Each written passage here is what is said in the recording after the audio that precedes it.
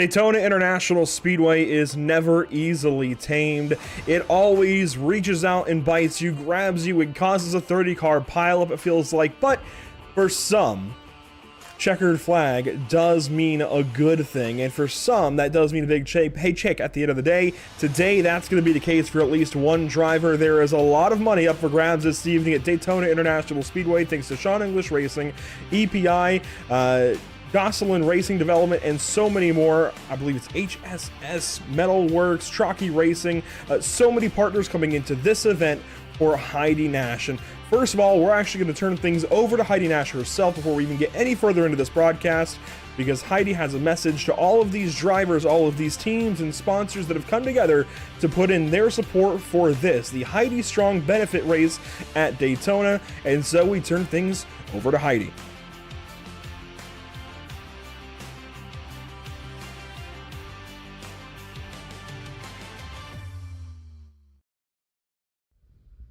Hey everyone, I just want to say thank you to everyone for your support. Being diagnosed with breast cancer is the scariest thing I've ever had to hear from a doctor, and the journey has definitely been the hardest thing I've ever had to do.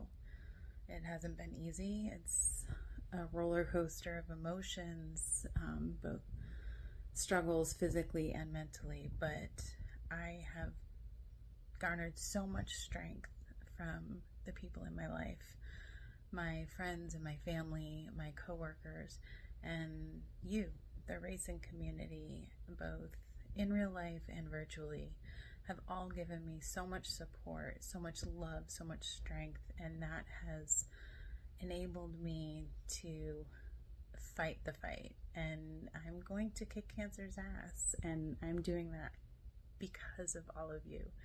So again, your support has been overwhelming and truly touching. So I thank you. I appreciate each and every one of you. And I look forward to a good race. Thanks, guys. And thanks so much to Heidi, of course, for sharing on her story. It's never easy. It's never easy for us to, of course, talk about these sorts of things. I can only imagine how difficult it is to share your story when you're the one going through it. So to Heidi, first of all, we are thinking about you. You are in our thoughts and prayers. And certainly, we hope that you kick cancer's ass. That's not something I usually say on a broadcast, but Zach Murtis, it is good to have you in the booth with me this evening. My name is Andrew Cardinal IV. You just heard from Heidi Nash, who is Sean English's mom. Sean English is, I believe, in this race or admitting this race regardless. He has put together one monstrous effort to get this race off the ground, and we are here all thinking about Heidi this evening and racing for her with her in our minds as we take to the Daytona International Speedway. You see it now on screen for the first time this evening, Zach, and of course Daytona, as I mentioned, will always reach out and grab you. This is a look at the 2.5 mile super speedway down at Daytona Beach, Florida. Yeah, Daytona's always an interesting track to come to when it comes to especially the truck series. These trucks are 515 horsepower, so it's really easy for them to get stuck together. And Daytona, 2.5 miles in length, big super speedway, one of the first super speedways built back by Bill France Sr. And you can see here on the track map, it's pretty simple, really. A big old dry oval. 1 and 2, 3 and 4, they are just so, I don't really know the words to put for it, Andrew. They can be so interesting when it comes to how these cars go. It's a little bit narrower than a track like Talladega, so you can only go about 3 wide in these corners. You can get up to about 4 wide on the straightaways, but obviously the pack racing at Daytona is what makes it so interesting and so chaotic, and really anything can happen on this big super speedway. Absolutely anything can happen. You can see the little twisty bits there of the infield for the Rolex race, but we are here this evening on the blue track layout you see there, and I'm excited for this for sure. I really am. We don't get to cover much truck racing here at Pit Stop TV, but you can see the truck fastest lap time that we've got set by David Schulhaus at a 51.365. We'll see how close we get to that this evening in racing conditions. And qualifying, it looks like we're a little ways off as Colton Salek goes fastest for the time being. We don't have any points or schedule or anything to talk about, so let's get straight into the action with qualifying on track. And Zach, this might be the single largest number of entrants that we ever have on an oval. We're looking at somewhere around 60 cars in this race. Right now, Colton Salick is the fastest of them, and for the most part this evening, expect car numbers, well, I guess truck numbers and scoring numbers to be different, since it is kind of an open race. But here's a look at Garrett Pick in car 44, currently second quick in qualifying, and certainly Garrett's got a lot of speed. Carter Hampton up at the top as well as he comes around through the tri-oval to try and go a little bit faster. Sean English also in the top 5 here in qualifying, as there goes Hampton across the line. Gonna get any faster? No, not that lap. Sean English though already in the pit lane. How about Chase Stewart in car 45? There are a lot of trucks, Zach, and a lot of them have already made their qualifying runs. A few more still coming through. There's John Jenkins, from Elite Performance Industries. And we're going to see a lot of those EPI vehicles on track this evening. Here is Jeremy Osborne, truck 41. And already we have 45 times that have checked in. So, of course, you hear 45 and 46 now, and there's still 10, 12 more that have to qualify. And you might think, Zach, how are we going to do that? How are we going to run 50, 60 trucks on the racetrack? Well, we're not actually going to. Here's a look at our race details, brought to you by Whiplash Media SimCams. We have an 80-lap race, but before we get there, it's 10-lap heats with 30 total transferring. I believe that might be bumped up to 40. It's going to be 30 or 40. I'm not actually sure which one, but regardless, 10-lap heats to set the field with 2 20-lap stages that will set everything up for some big-time payouts. We'll bring that up here as soon as I find the button for it, actually, right here. So $200 to win, $75 a second, $40 to third place, plus all of the bonuses there at the bottom. There's a lot of money up for grabs for these drivers this evening. Somebody who just got quick, how about Aaron Smith in his signature yellow, number 70? He goes to 4th. James Holzer nearly into the top 10. He goes 11th on the racetrack. How about Peyton Carroll up to 13th? And we have a new provisional pole sitter, Peyton Strickland from Peyton Strickland Racing in car 20. Way up to the top of the board by 2/100ths of a second. And Zach, that is no small margin. It's no small margin at all. If you look at the ticker, you can see everyone in the top 10 is within half a tenth of each other.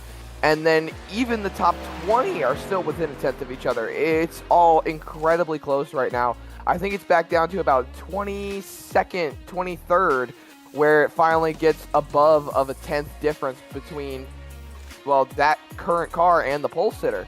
So a close, a very tight field tonight, and these guys are going to put on a great show for a good cause. They're definitely going to be doing that. There will be really, really cool racing coming up in just a few moments when we get racing here from the Daytona International Speedway. Glad to have you watching here. Of course, my name, as I mentioned, Andrew Cardinale. We've got Zach Murdos alongside, and we're all here racing this evening, broadcasting, whatever you want to call it, thinking about Heidi Nash, who I believe is watching as well. So Heidi, if you are out in the chat, don't be afraid to chime in and talk about, well, I guess what Sean's doing behind the wheel. We have heat races coming up first, though. Let's get back into the sim and take a look at our heat lineups this evening. Well, we'll do that in just one moment. You know, Zach, there's a lot of things that go into these broadcasts, and sometimes when you have to fix them on the fly, it can be just a little bit. But there we go. We will have trucks back on screen. About 5, 4. You ready for it? 5, 4, 3, 2, 1. There we go. So we have, like I said, 2 heats. There's 29 trucks in our first heat race. Let's go through the grid here for heat number 1. On pole, Peyton Strickland, fastest qualifier this evening at Daytona International Speedway. Matt Bruno rolls off from the 2nd spot. Aaron Smith grids up from 3rd and 4th place. There you find him. Sean English behind the wheel of car 960. Starting from 5th, it's Tyler Groff. Stanley Jr. rolls off from the 6th position. James Holzer, Peyton Carroll make up row number 4. And row 5 here in heat race 1, it's John Jenkins and Heath Job. Rolling through the rest of the field, Dylan, well, I'm actually going to start mispronouncing names quite a bit tonight, Andrew. Dylan Sale and Cody Strubble, excuse me. And then Austin Hill, is that Cup Series Austin Hill? Austin Hill in the 15 and Bray Holmes in 14th position.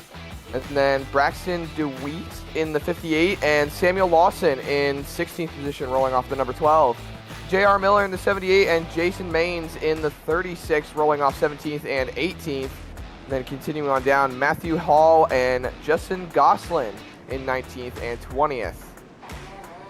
On back to row number 11, you'll find Dale Coate alongside Thomas Forzillo, and the Forzillos back here in force. Anthony Forzillo rolls off, Forzillo. Regardless, you've got Thomas Forzillo, there we go, and Anthony Forzillo back in positions 22 and 23. Then David Babson rolls off from 24th. Carter Brown, Benjamin Rogers, that's row 13. Row 14, it's Landon S. Huffman and Tyler Sontag.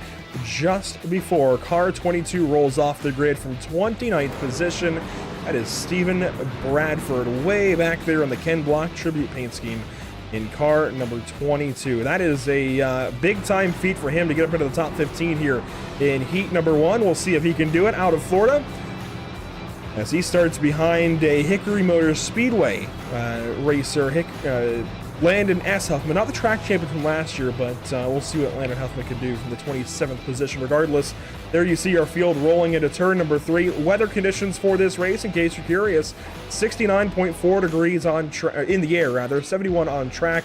And a big thank you once again to our partners with this race. You see them all on the left side of your screen: Sean English Racing, EPI, Goslin Racing Development, HSS Hills, and Trockey Racing. We're excited you're racing this evening from Daytona. Strap in. We've got 100 laps of action coming at you this evening with the NASCAR trucks from Daytona International Speedway. One final time, the quiet before the storm, as we get ready to get after it into the Tri-Oval. The iRacing.com pace car leaves us to Peyton Strickland and Matt Bruno on the front row. Green flag is out in heat number 1.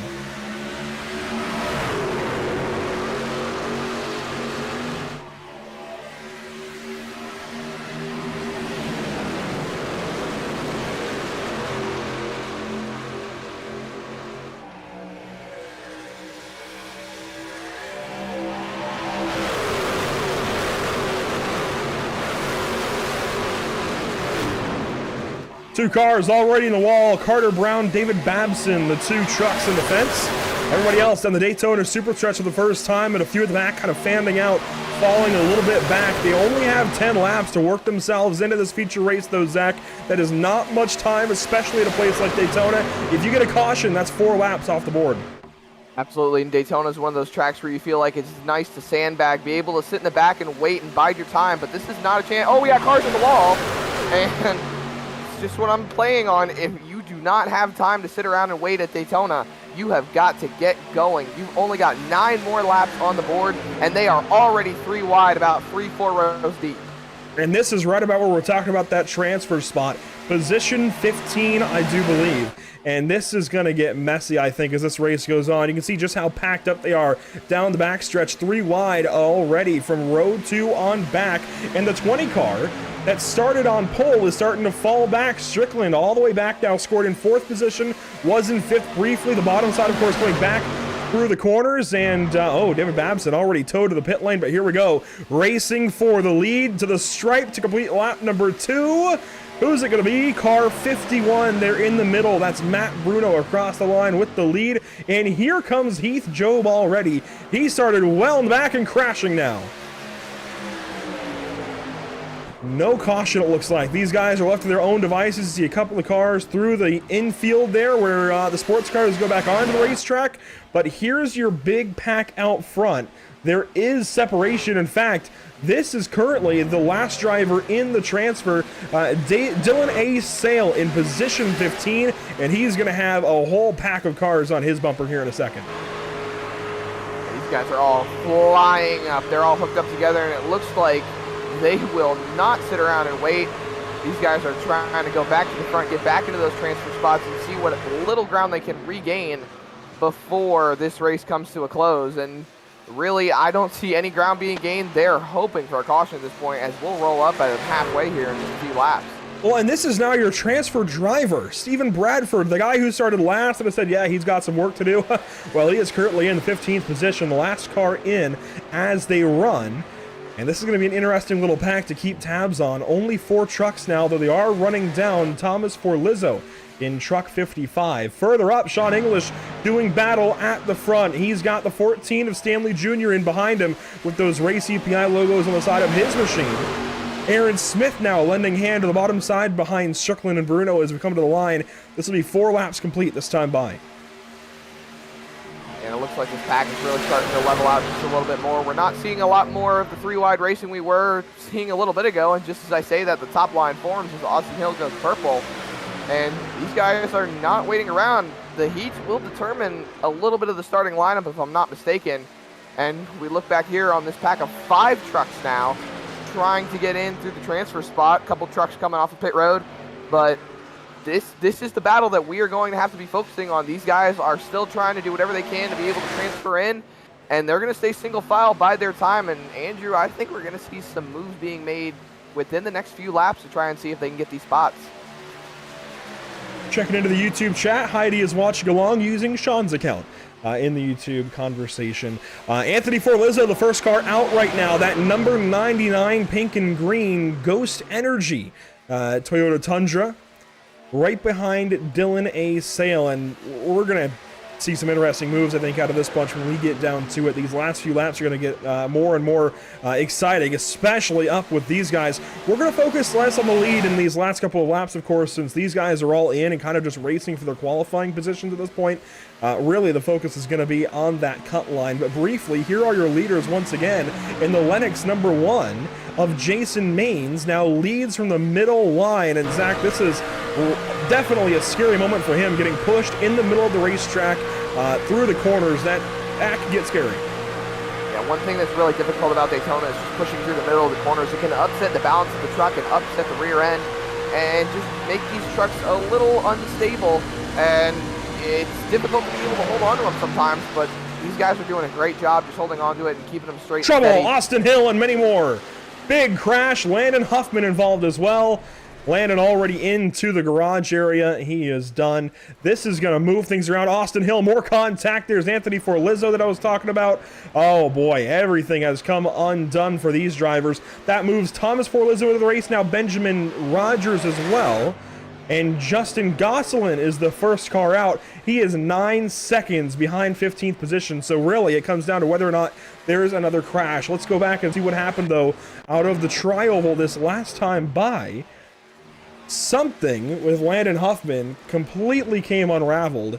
And we'll take a look at it here. It actually, I think, is going to start just ahead of him as we head through the tri-oval here. Just a little bit of contact. Oh, that was a massive hit to the inside wall. One more time from Landon's point of view here. Something stacks up with the 15. That's Austin Hill on the top side. He gets into that purple truck. They get turned down into whoever that was underneath them. I'm not entirely sure who that was.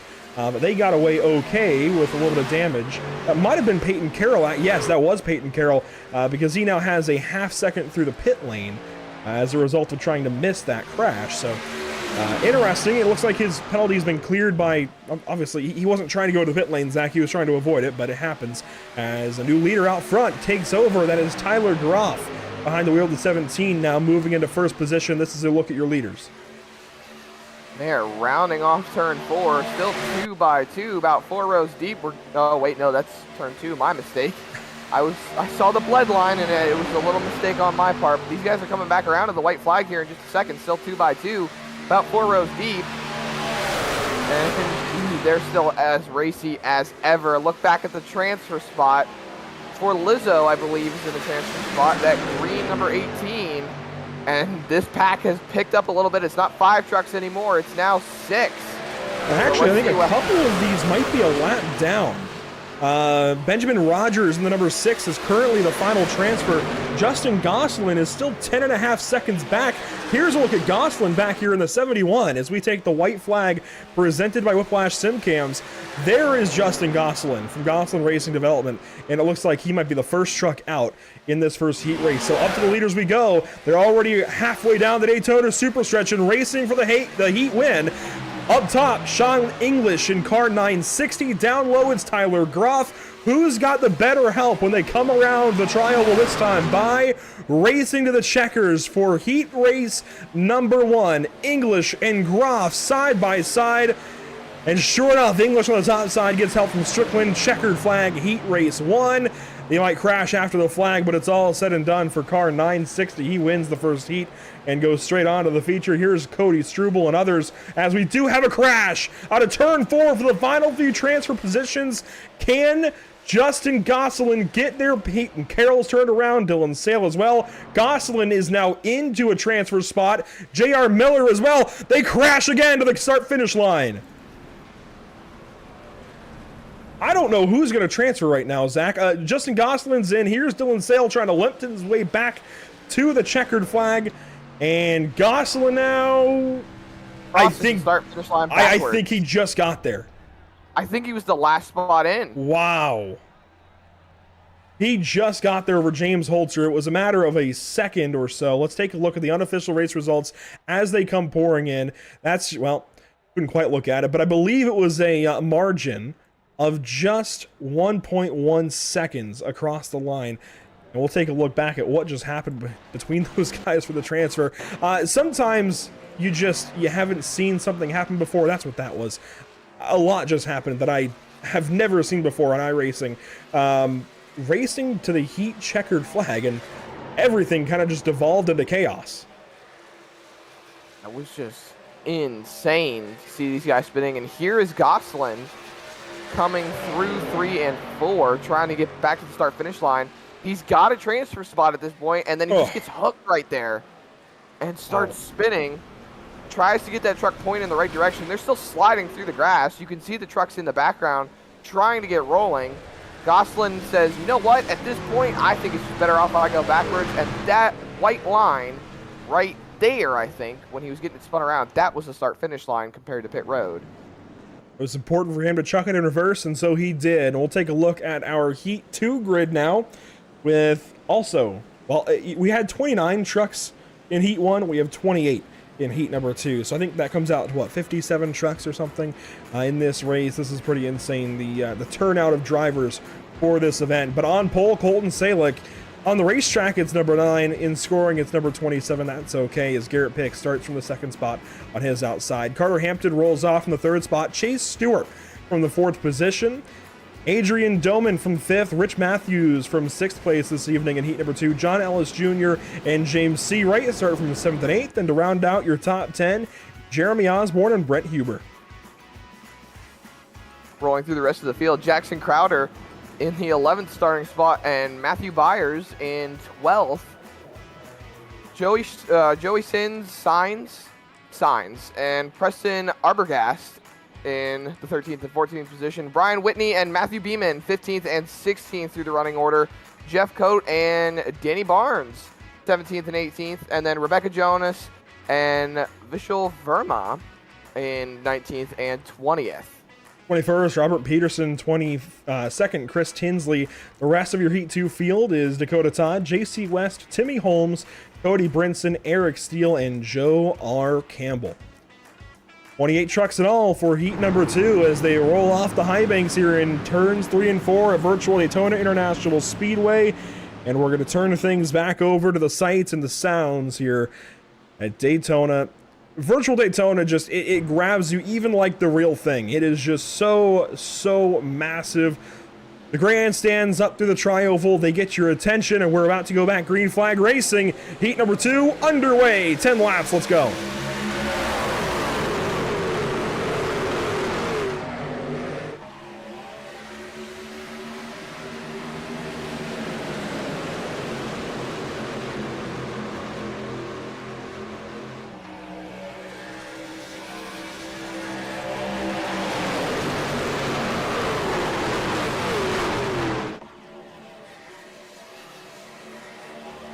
Down the Daytona Super Stretch for the first time in Heat race number 2. Colton Salick falling back on the inside line. That's normal as Garrett Pitt gets a shove from car 40. That is Carter, no, that is Chase Stewart actually, on the outside pushing the 44. And out of turn 4, this time by, one lap will be complete with 28 trucks. A few of them starting from the pit lane, those being Timmy Holmes and Rebecca Jones, it looks like. 1 lap complete in heat race number 2. They are all still side by side. We see a little bit of 3-wide action in the middle of the pack. This is around where the transfer spot is going to be. Oh, you can see just how tight they're racing as the middle line is forming up just a little bit. These guys are bumper to bumper through the corners. Hopefully we don't have any cause for commotion going through these corners though. Here's a look on board of Dakota Todd.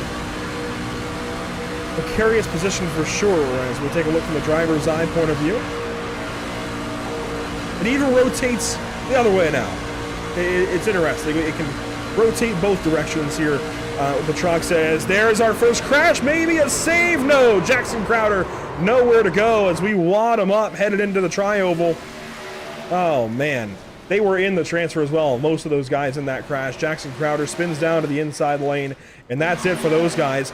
Matthew Byers, wow, this really took out a lot of trucks, it looks like. And they're still wrecking. Yeah, there's still crashing happening. A lot just happened. Our top 10 or so get through. In fact, top 11 it looks like. But a lot just happened from 12th on back. Let's get a replay. I'll tell you what, this is one of your more chaotic combos you can have on iRacing. You see it there, Jackson Crowder getting into it with some guys. 76 got hooked. There is Matthew Beeman, who just hangs on to it to get through all of that. But then Chris Tinsley comes into all of this. There was a secondary pack. That's why the first pack looks so small. And they just got right on by as you see Tinsley squeeze up the outside lane to get on by all of that. It happens quick here at Daytona. And that puts Tinsley into the race tentatively along with Cody Brinson and Eric Steele. First car out is Vishal Verma. And whoa, losing it on the bottom side. Oh, that's not going to go well. Oh, maybe they can save it. Keep it rolling.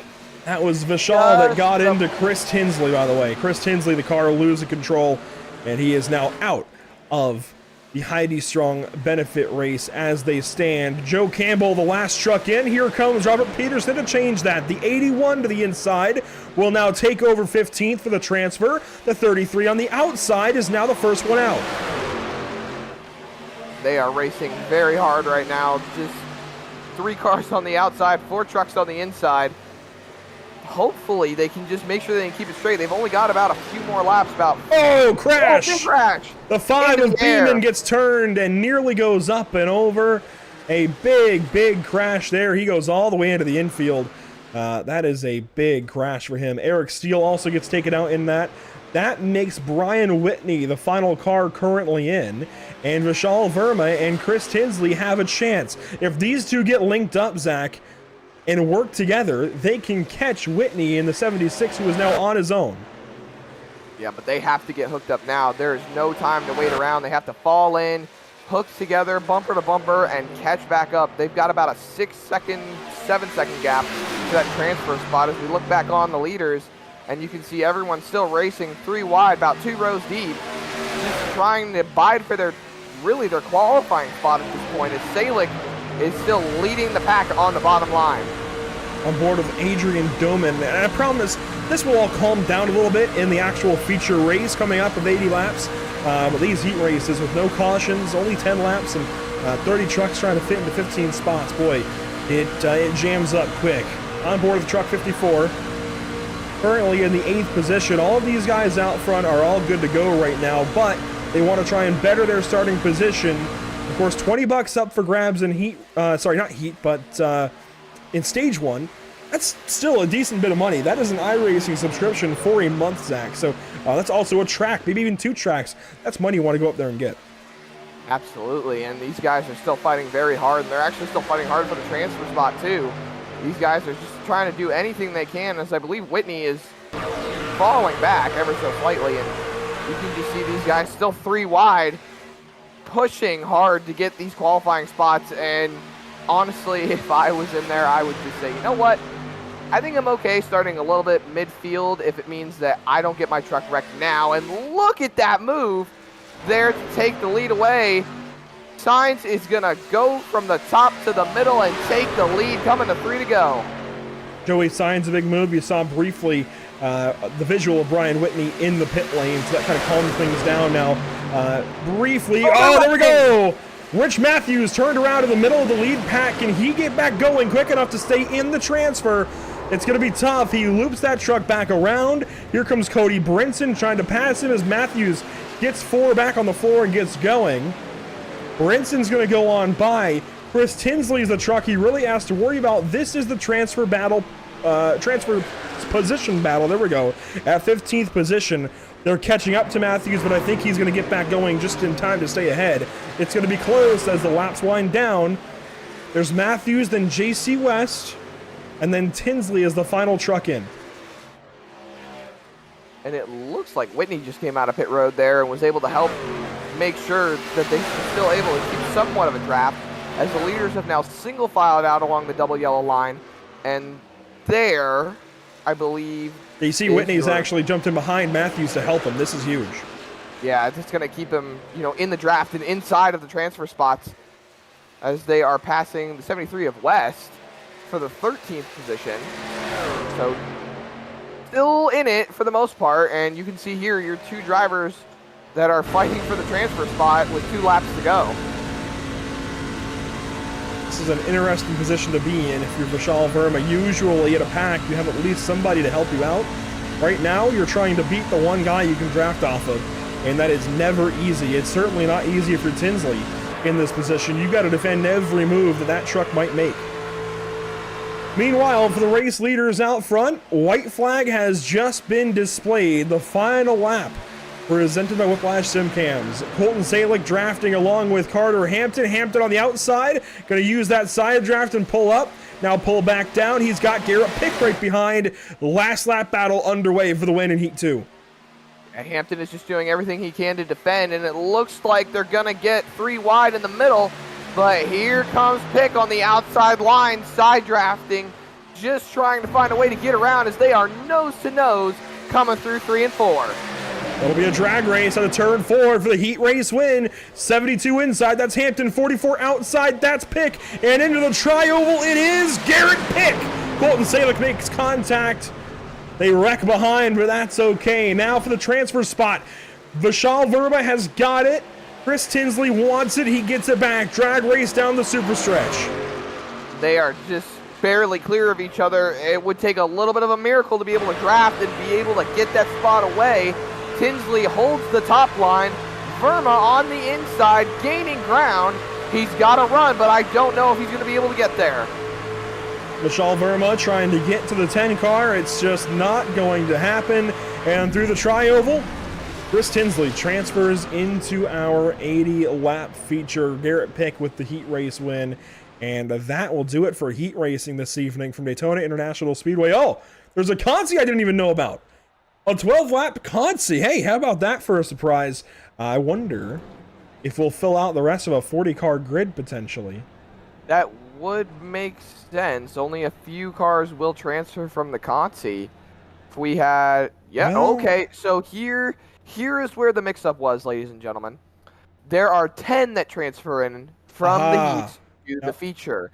To make your 30-car field, another 10 will transfer in from the Consi. So... unfortunately, the graphic was wrong just a little bit. It was not the top 15. It was the top 10 that transfer in from each of the heats, and you're going to have 10 more transfer in from the Consi. How about that for surprises? That happens sometimes, though. That is just how it goes in sim racing. Sometimes in real racing, it's maybe a race being called official by a time flag. Charlotte Motor Speedway, you know anything about that? Maybe. Just a little bit. Yeah, that happens. For reference, Summer Shootout at Charlotte, you get time flags if you go past your allotted distance for the race, and Zach races down there.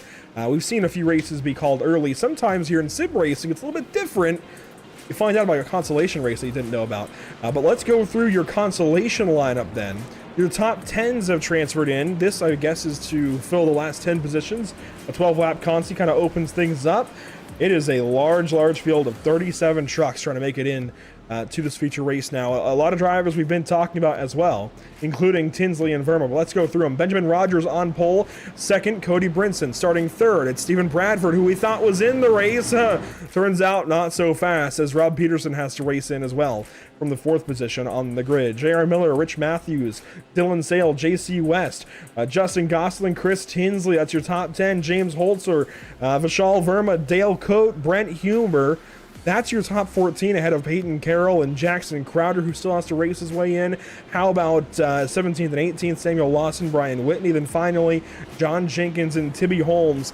Zach, that's your top half of your grid. We still have so many more. They'll scroll by on the bottom side of the racetrack, or bottom side of the screen, rather, as we have 37 trying to make their way in a 12-lap consi. I've never seen that big of a consolation race before, have you?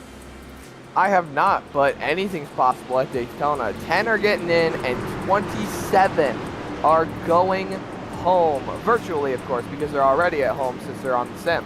But the lights are out on top of the iRacing pace car, and Andrew, we are getting ready to go green for one more to be able to get our field set for this race tonight.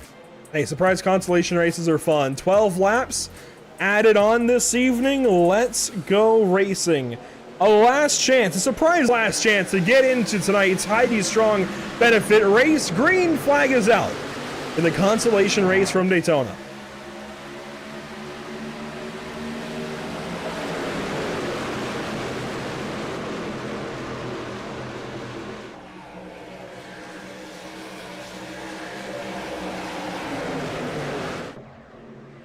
Up through the gears, onto the backstretch, contact already with the 6 of Rogers into the side of Bradford.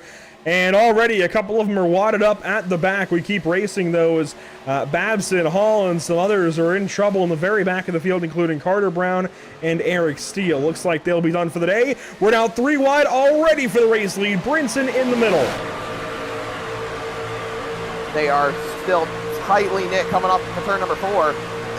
That middle line, as most NASCAR drivers like to refer to it, is the soccer spot. Not a lot of help in the middle line. It's usually the top or the bottom.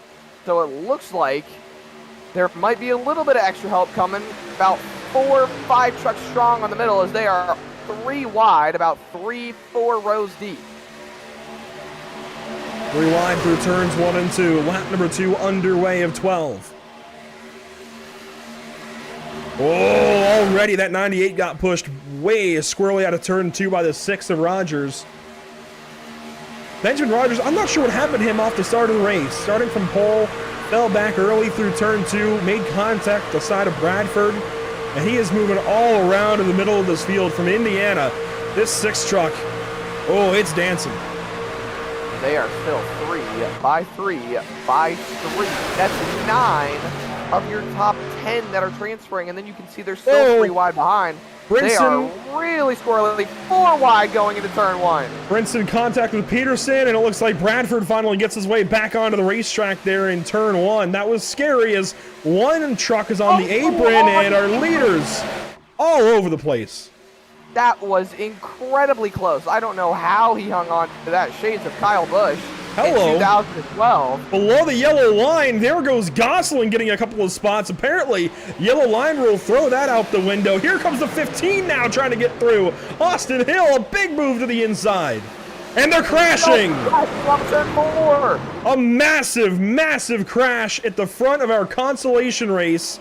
Only a few get through. More crashing. Oh, my goodness. Wow. They are still massive crash. That new damage model being put to use on these truck series. Oh my goodness. 73 pirouetting through the air. Wow, he got hit a ton. That was J.C. West getting hit.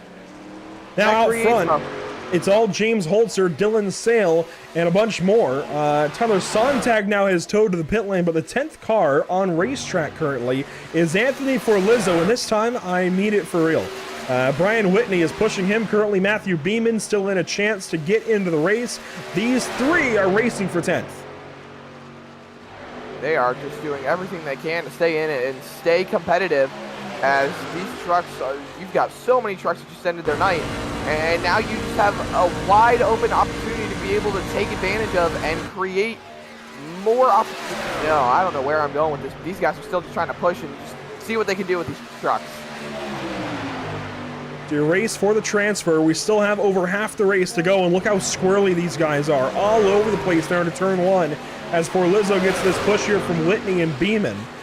They are 5 seconds behind Vishal Verma, who is currently in our lead pack.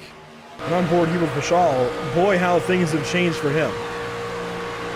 Yeah, he went from not being able to make it in from his heat to now racing his way in and being second to last transfer spot in the Consi. And they're still racing pretty aggressive up there for the lead spots. We have guys in this race that we thought were already transferred in, and now they're sitting top 5, top 10, trying to find their way in now instead of being able to do it from their heat. Trucks littered all over the apron here, as our top few continue to race for the transfer positions. And boy, that move from Justin Gosselin down below the double yellow lines, that is going to be huge for his night as a whole. Went down there, I believe, with the 59 right behind him of Dale Coate.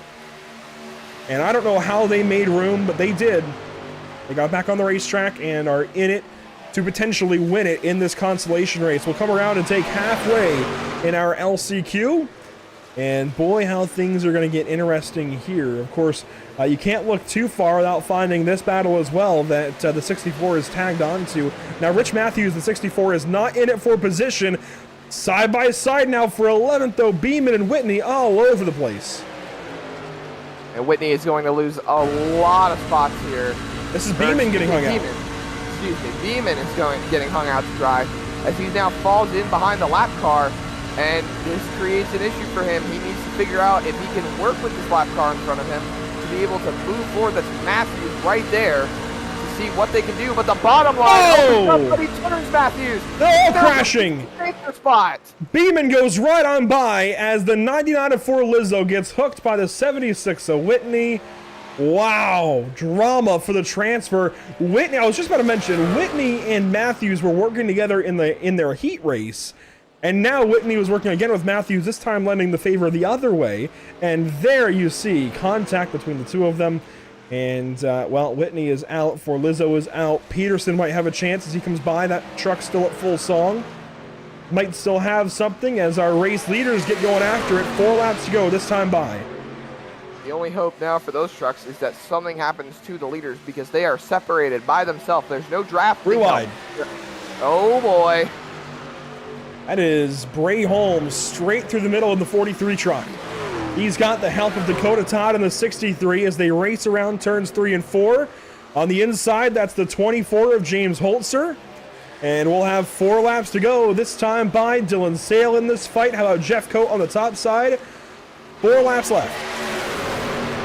They are still just fighting it out, trying to start as high up as they possibly can. It's the Consi. The highest they can start would be the 21st position, but any positions matter on the racetrack as they are still really squirrely behind them for the top 5 positions. Only 2 trucks on the top, everybody else single filed out on the bottom, but we have a 3rd truck going to the top now as Whitney is going to take that truck to pit road. The Whitney goes into the pit lane. Timmy Holmes now the first truck out. We'll monitor if he gets any closer to Beeman as Beeman is on his own. Holmes does have help. We'll check on that in a few as we come around and take 3 laps to go, this time by Bray Holmes, the race leader, Dakota Todd 2nd, James Holzer 3rd. They're all on the bottom line except for Bradford and Coate on the top side, along with, well, the other Coate as they get in line. Yeah, they are just doing everything they can to hang on to that top line. The top run can come if you want to be able to work with it and work with the trucks that are willing to go forward, but you have to commit. Oh, dancing around. Bray Holmes trying to hang on to that race lead. It's not going to happen at all as he gets passed up now. In the sucker spot, just like I was saying earlier, no help, but gets back to the bottom. Very, very tight, falls in line, right behind Holzer, as they are coming back around to take 2 laps to go. And Bradford, by the way, was that driver that started P last in his heat race in heat number 1. We thought he transferred in, didn't quite do so because of this consolation race. Now still trying to race his way in, and it looks like, unless we have a crash between this bunch, he just might do it as we have our top 8 in picture, top 9 actually with Vishal Verma as well in the 43 truck. So a lot going on in these 9 positions as Timmy Holmes, oh no! The pro driver makes a mistake. Can you believe it? And that is going to cost Peterson a shot at being able to get up there That and cost get them to all. Beeman. That cost them all a chance. They were within 4 seconds of Beeman and closing quickly. I can't believe it. We'll have 1 lap to go. White flag this time by for our leaders in our consolation race. Dakota Todd now leading. White flag is out. Single filed on the bottom. It looks like, Andrew, that this is going to be a very quick run to the checkered flag if they stay single filed like that. This could get interesting. These lap trucks just ahead could make this a little bit different. There's the 6 on the bottom side. Of course, that was our pole sitter in this race. And it looks like Benjamin will get out of the way. Benjamin Rogers there in the 6. The 34 getting passed up as well. The 7, the 55. And our leader's then able to race. Here comes Bray Holmes with a run. He's going to go top side. Holzer thought about blocking him. Dives back down low. Holmes with a run. Can he get there for the checkered flag? In our LCQ for the Heidi Strong benefit race, Dakota Todd with the help on the bottom side. He will hang on to the Consi win. And interesting enough, no wreck after the checkered flag like Heat 1 and Heat 2. I might have spoken too soon now.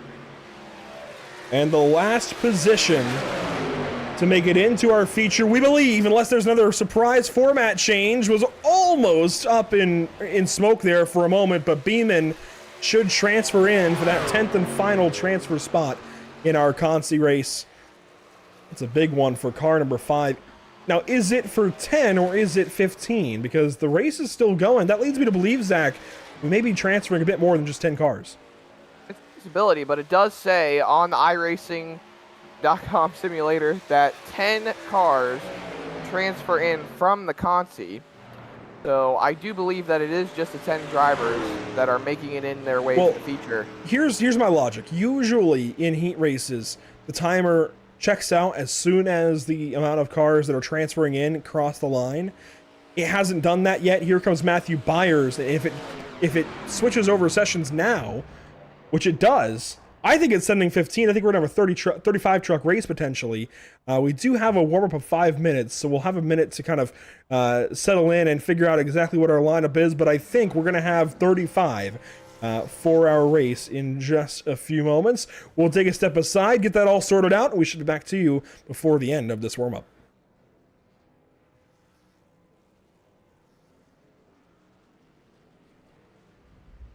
Hey everyone, I just want to say thank you to everyone for your support. Being diagnosed with breast cancer is the scariest thing I've ever had to hear from a doctor, and the journey has definitely been the hardest thing I've ever had to do. It hasn't been easy. It's a roller coaster of emotions, both struggles physically and mentally, but I have garnered so much strength from the people in my life, my friends and my family, my coworkers, and you, the racing community, both in real life and virtually, have all given me so much support, so much love, so much strength, and that has enabled me to fight the fight. And I'm going to kick cancer's ass, and I'm doing that because of all of you. So again, your support has been overwhelming and truly touching. So I thank you. I appreciate each and every one of you. And I look forward to a good race. Thanks, guys.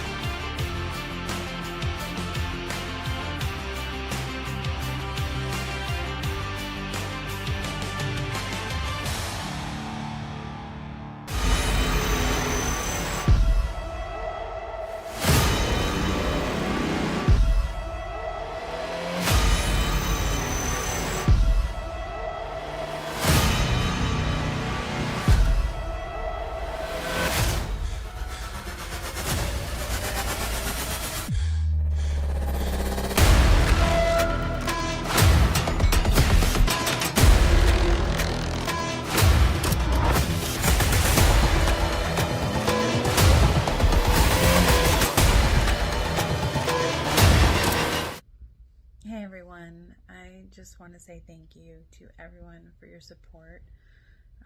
Being diagnosed with breast cancer is the scariest thing I've ever had to hear from a doctor, and the journey has definitely been the hardest thing I've ever had to do.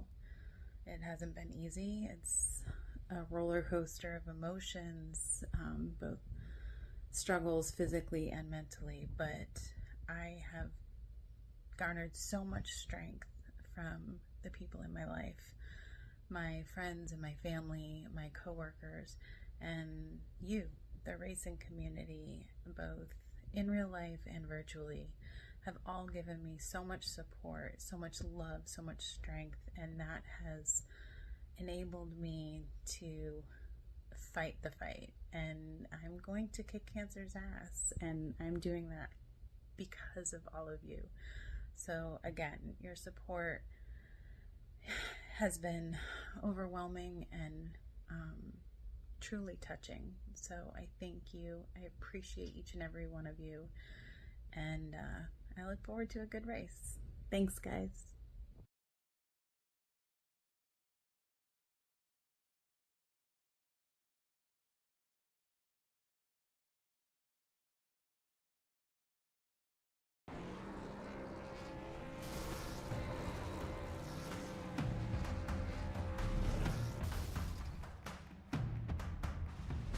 Welcome back to the virtual Daytona International Speedway. Warm-up concludes. That means we're going racing. We do, in fact, have a 30-car grid, meaning Matthew Beeman was the final to transfer in. And Zach, what a moment that is then. Timmy Holmes, a pro driver for RFK Racing, moved up just a little bit in front of somebody in the tri-oval, caused a crash, and that was it for all of those drivers with their hopes of transferring into this race. They are out. And that leaves 30 left to go. We have 80 laps coming up next here from Daytona International Speedway. Take a look once again here at Daytona. Sean English is starting from pole position after winning his heat race. Let's get right down to our starting grid. On pole, as I just mentioned, car 960. He'll start to the inside of Garrett Pick in truck number 44. Starting from third, Tyler Groff in truck number 17. Carter Hampton from the fourth spot. Starting fifth, it's Peyton Strickland. Sixth, James Seawright. Jason Maines grids up on the inside of row number 4. Chase Stewart will roll off from 8th position. Braxton DeWeese will start from 9th, and Colton Salick will start from 10th. Continuing down the rest of the field, Aaron Smith in that yellow and black number 70, and Joey Sins in the 11th and 12th spot. Actually, I believe that was Signs. Matt Bruno in the 13th position, and John Ellis in the 14th position, and continuing on down 15th and 16th. Heath Job and Preston Arbogast in the 88 and the 26. Stanley Jr. and Jeremy Osborne in the 17th and the 18th position. Cody Struble and Adrian Domain in the 19th and 20th position. Dakota Todd wins the Consi. He moves on, starting from 21st position. Starting 22nd, James Holzer. Then Bray Holmes, Dale Coate, Dylan Sale starts from 25th position rather. Stephen Bradford from 26th after transferring from the absolute dead last position in all of the heats, 29th in Heat 1.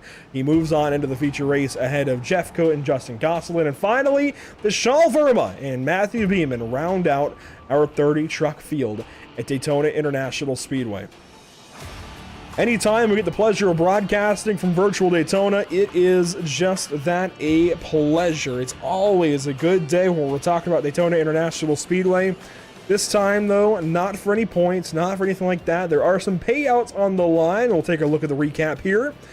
$200 to win. Nothing for the heat races. It all comes from this feature. $20 for pole. I'm sure that $20 is going to go elsewhere from Sean English, but we'll see.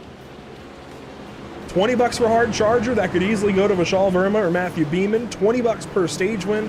And there you see the payouts as well to your top three. 200 to first, 75 to second, 40 to third. Some pretty high payouts here. And of course, there have been tons of donations that have flooded in. I don't have a number, but tons of donations that have flooded in for Heidi Nash and her fight against cancer. The green flag flies this evening. We are racing in the Heidi Nash benefit race from Daytona International Speedway. Green flag, 80 laps the distance.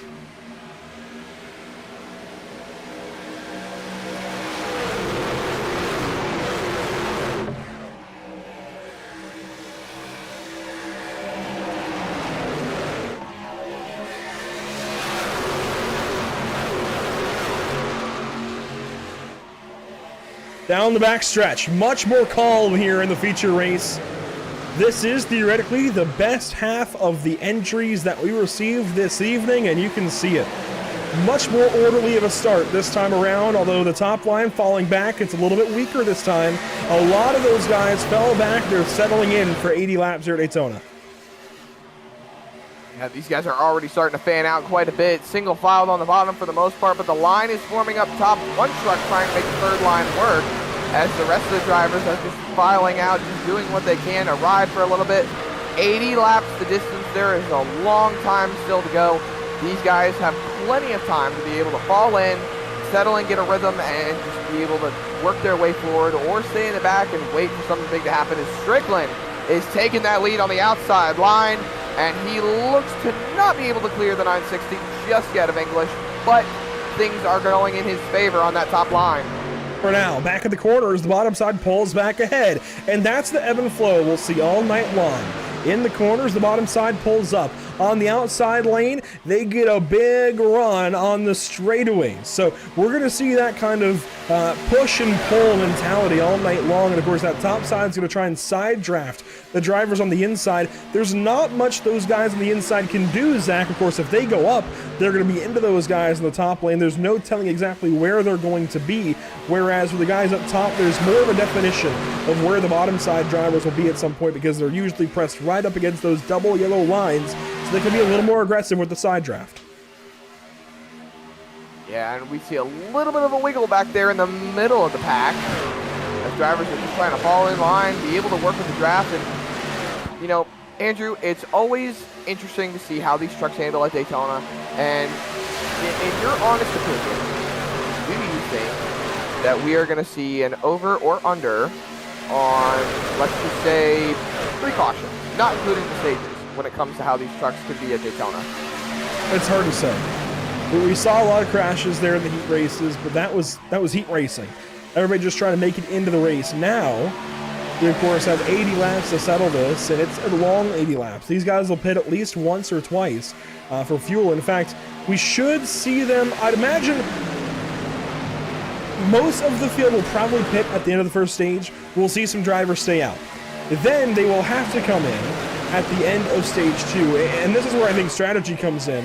You could potentially try to run that last stage without pitting if you can save fuel, but otherwise it's probably a one-stop stage. It's right on the edge of that 40-lap distance. Usually about 37, 38 is what you can count on for a NASCAR vehicle at Daytona, and I don't think the fuel has been changed, so it's going to be a really interesting strategy when these guys get to racing in stage 3. So what I'm trying to say is there may be a mentality of sit back and wait, because there is strategy to be played out in this race. Of course, that's easy for us to say. When it comes down to racing for money in those last few laps, it's all going to change, and that's going to change the strategy that plays out. Quite frankly, this is one of those classic we don't know until it happens races, where quite frankly, we don't know what's going to happen until it happens, because there's so many different ways this race could play out. As already 5 laps in, these guys have covered significant distance, and the leader has not changed much at all. Sean English leading the bottom lane, although Strickland did lead that lap. Going off of the strategy, these are really how the strategies can line up for these drivers. The fuel run for these trucks is about 35 laps. You can make about 35 laps on a normal fuel run with these trucks if the fuel hasn't been changed in any racing before. So you're looking at a couple of different strategies that you can do. You can pit at the end of each stage, which runs your laps about 20 each, and then you set yourself up for a little bit of a fuel run to the checker. You may have to save a little bit, but all in all, you might be able to make it minus green, white, checker finishes. If you go off of what you have in the tank, not including the stage cautions, you can take it until about 5 laps to go into stage 2, pit there, and still have to manage the fuel a little bit better, but you set yourself up a little bit more because you do have a caution within the next 5 laps to cut the engine off and save a little bit of fuel. There you go. And that's kind of what I was getting at, is you could save fuel, could stretch things out. I don't know, it really depends, I think, on how these guys end up viewing that last stage, as one car was all over the place. I think that might have been the 5 of Beeman, really weaving down the backstretch.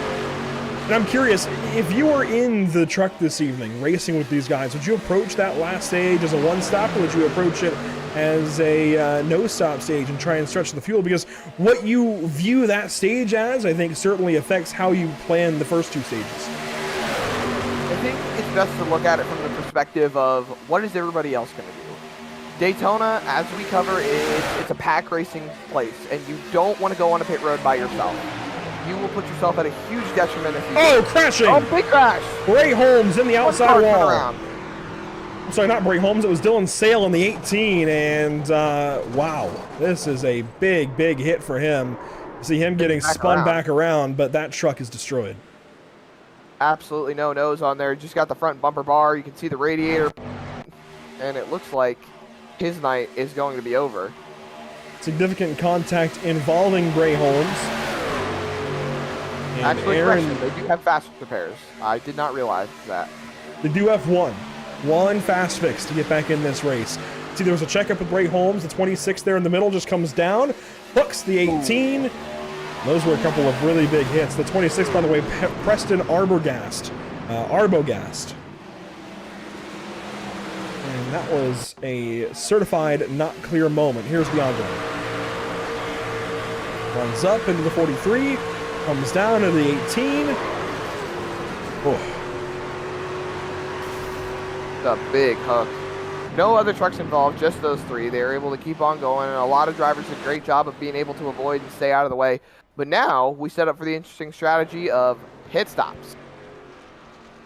Well, first time through, and actually not even first time through, you can see Dylan Sale has towed to the pit lane.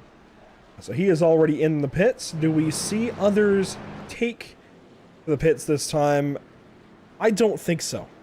I really don't think we see anybody pit unless they need to.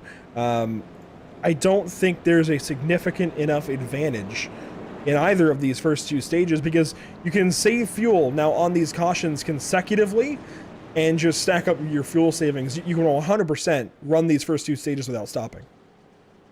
Absolutely, but the big thing here is that, do you want to stay up front? Do you want to risk the track position? Do you want to risk losing it? As we see a couple of trucks from the lead pack coming down pit road here and opting to take service. I believe that it's just going to be fuel only, unless they really want to drop to the back, in which case they will more than likely take 4 tires. Holmes back in here for service to be able to fix that damage, and a lot of these guys are coming down pit road and taking 4 fresh Goodyear tires and a little bit of Sunoco race fuel to get back out on the racetrack. I'm surprised we're seeing tires taken. I get just wanting to be topped up on fuel. That makes perfect sense. I'm really surprised that we're seeing this many drivers take to the pit lane. There goes Salick as he exits right behind Stanley Jr. and Tyler Groff out of the pit lane. And it looks like Groff took full service. Salick does as well. Stanley Jr., I think, did not take full service. Looks like a two-stop, or two-tire.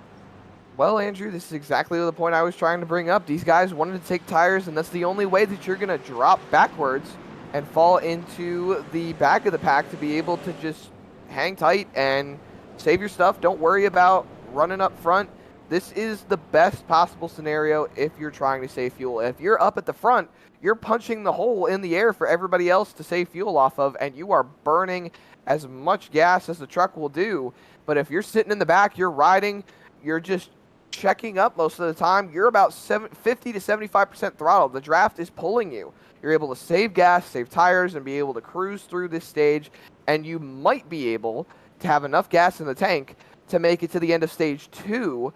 Therefore, you can pit there and one-stop it from there. While these drivers pace around and Barney the flagman holds that yellow flag high, we'll be right back here at Pit Stop TV. You've heard Heidi's story a couple of times. We're going to play it one more time this evening before we come back in for the back half of stage number 1. Hey everyone, I just want to say thank you to everyone for your support. Being diagnosed with breast cancer is the scariest thing I've ever had to hear from a doctor, and the journey has definitely been the hardest thing I've ever had to do. It hasn't been easy. It's a roller coaster of emotions, both struggles physically and mentally, but I have garnered so much strength from the people in my life, my friends and my family, my coworkers, and you, the racing community, both in real life and virtually, have all given me so much support, so much love, so much strength, and that has enabled me to fight the fight. And I'm going to kick cancer's ass, and I'm doing that because of all of you. So again, your support has been overwhelming and truly touching. So I thank you. I appreciate each and every one of you. And I look forward to a good race. Thanks, guys.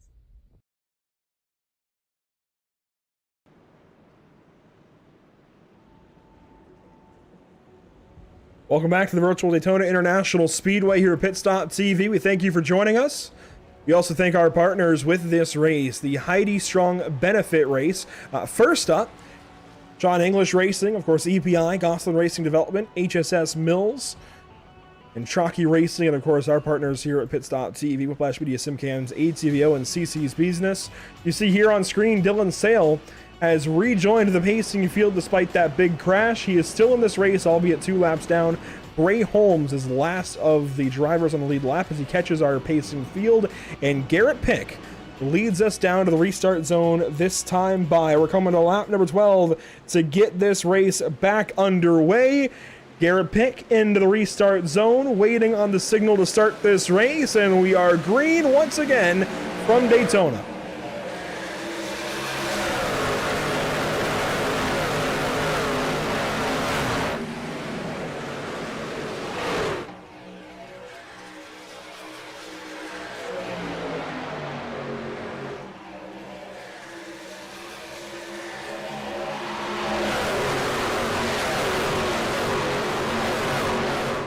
The field much more spread out on this restart, Zach. They are littered all over the backstretch in a good way. Very spread out as we have a 3 wide with Arbogas once again.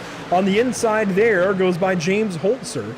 Dale Coate on the outside, and they get it sorted out as we're now 3 wide to the top pack.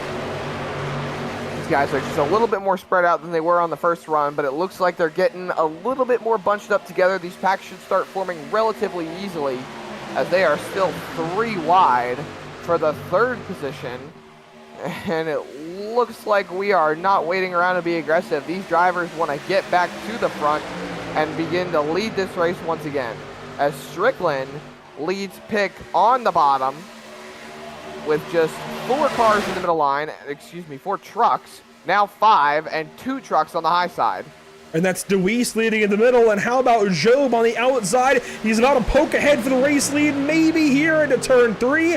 The short track report number 8, though, stays out front. Braxton DeWeese leading at least briefly here at Daytona. On by goes the 20 truck once again. Peyton Strickland leading once again. To the line, who's going to lead this lap? Could it be Job off the top side? Not quite. DeWeese leads lap number 13, and I just want to say, Job on the top side, that purple 88 car looks like an advertisement. I know it says Taco Bell on the side of that truck. Looks like an advertisement for the Grimace Shake at McDonald's. That is a vibrant purple as he leads that top lane with help from the 51 of Jason Maines just in behind. They're going to get a little bit of a run here as Strickland got a little loose on the bottom, and he is working on being able to defend his lead, but Pick got a great run, was able to set him up coming off turn 2, and he is going to take the lead on that bottom line. A little bit of contact with Job on the outside and Strickland in the middle, but they are still holding pace, holding steady.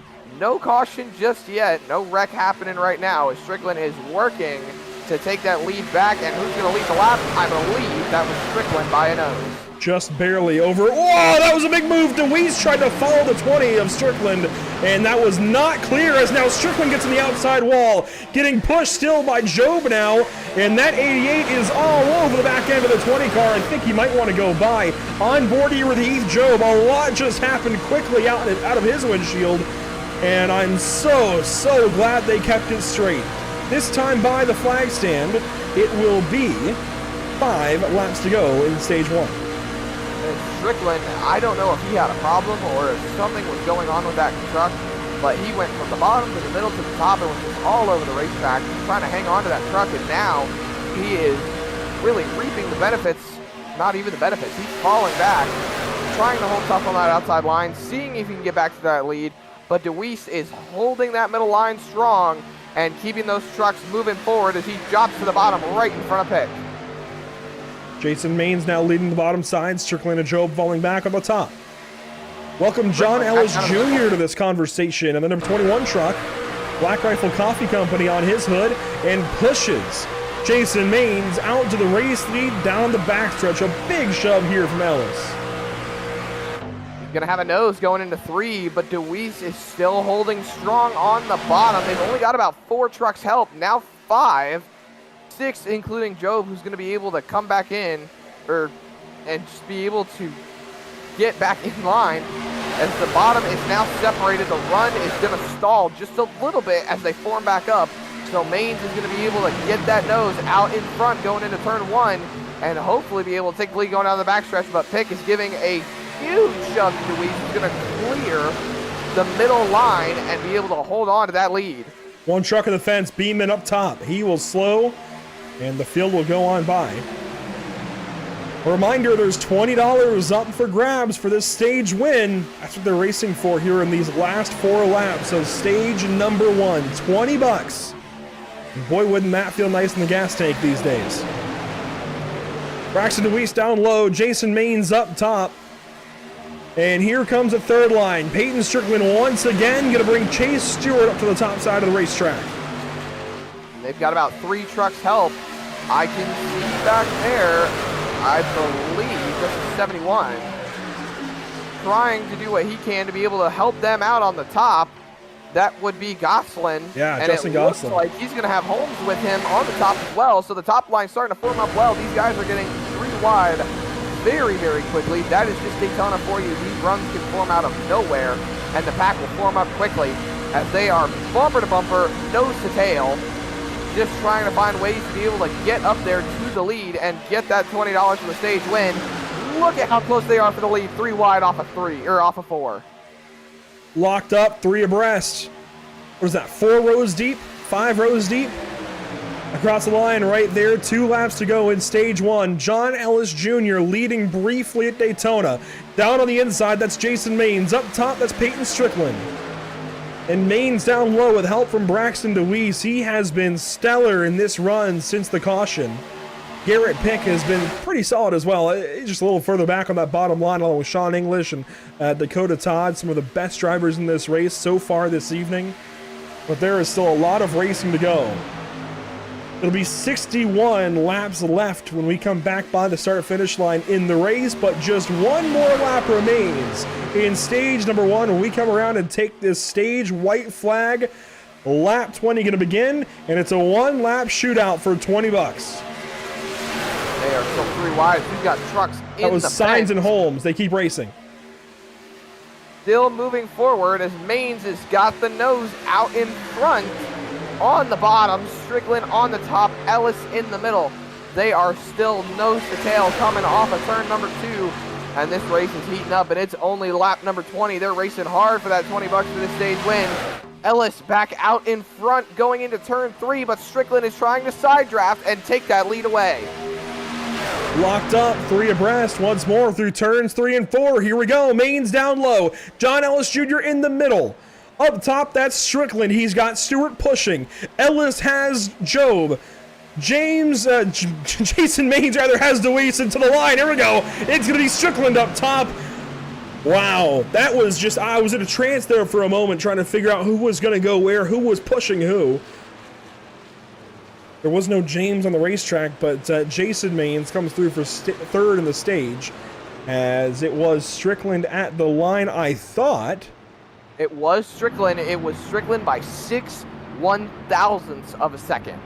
He got the stage win. I think the caution was thrown just late enough where Strickland, well, he's taking the lead back now. It might have been the scoring loop, and it might have been Strickland in front at the moment of caution. So I'm not quite sure. I believe it is Strickland holding on to the lead after the stage caution. Well, congratulations to Peyton Strickland. Regardless of scoring, he is our Stage 1 winner. These guys should come around this time by and have a chance to pit. You see Jason Maines down on the inside of the racetrack on the apron. It's going to be an interesting round of the pits being open. The one driver in the top 15 that pitted, by the way, John Ellis Jr., raced his way up to stage position number 2, nearly had that win, and he pitted on that previous yellow. It's interesting how everybody else laid back. We'll see what these guys do, though. Do any of them pit? That's the question, and yes, here comes everybody, it looks like. They are opting to take full service, I'm assuming. I don't know if we'll see a lot of these guys who are up in the top take tires, but definitely these guys are going to be able to take some fuel, get these trucks serviced, maybe take any light repairs that they have on board with Strickland. Not going up on the jack. 6, 7, 8 seconds in the box. About 10 seconds and he is away. 11.6, 8.9 for John Ellis Jr. There. Thank you. I was just in a daze right there. See, just like me coming to the end of the stage, but out front, John Ellis Jr., Peyton Strickland, then Jason Maines, Chase Stewart, Garrett Pick is the top 5 out of the pit lane. There were 5 who stayed out. James Seawright, Stanley Jr., Matt Bruno, Adrian Doman, and Tyler Groff. And, those were guys that we were talking about, of course, obviously pitting under the first caution flag. That I was a little surprised to see actually do so, but now a changing of the guard out front, they're able to control this race. I'm really surprised this many trucks are leaning on pit lane this much. I wonder if there is a fuel limitation, because otherwise I don't see... I didn't expect that anyways. There certainly must be benefits if drivers are doing it, but I didn't expect it. Well, it's all about the strategy call for these drivers. They know what they're doing. Their heads are in the game right now. They've got everything they need right in front of them on their computer screen, seeing how these guys are reacting around them and being able to formulate their strategies properly. Obviously, not every strategy is going to work out to everyone's benefits. It may be the good one, it may be the bad one. It's the luck of the draw when it comes to racing. But these guys still got their heads in the game. There's still a lot of laps left, and there's a lot of time to make up that ground.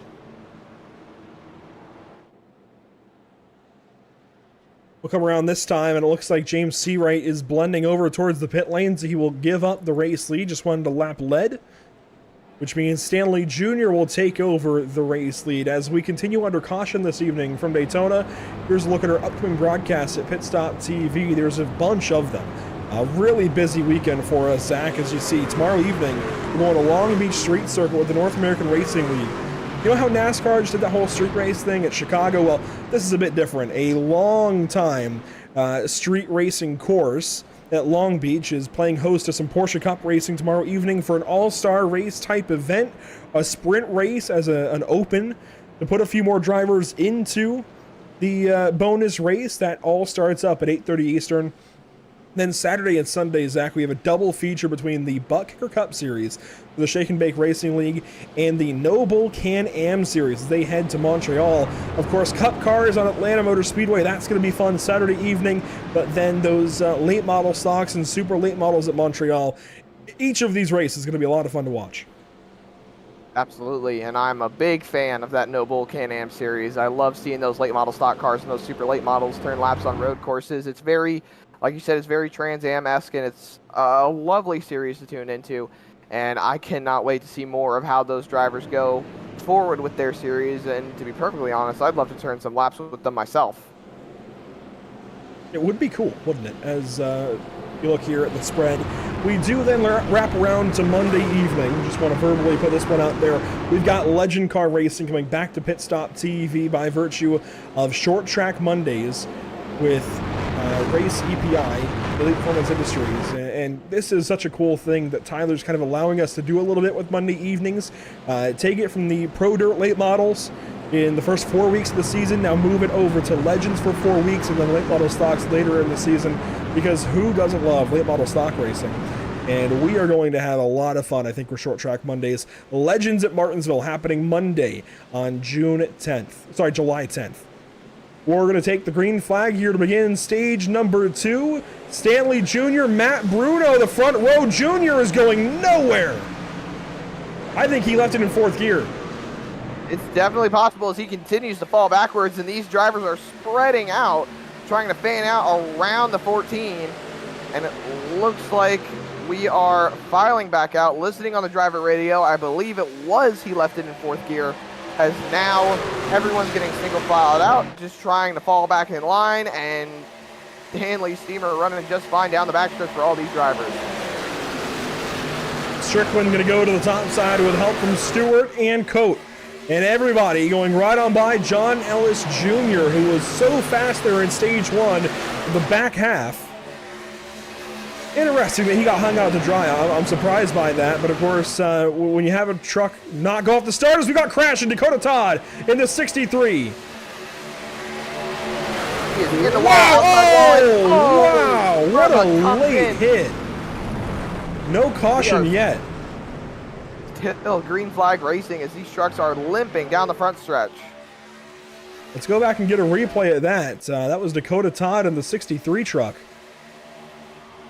I'm honestly puzzled as to what just happened, but let's take a look. On board the Celsius number 63. Dakota Todd in the number 63. Watch him here, drafting off of Justin Gosselin. Oh, the 9 of signs came down. That sends the 63 into the 24. Gets hit there by the 72, I think that was. And wow, that was a late hit from Vishal Verma. Unfortunately, he is going to have to limp it all the way back around to pit road. No caution. Staying green on the racetrack, only on lap 26.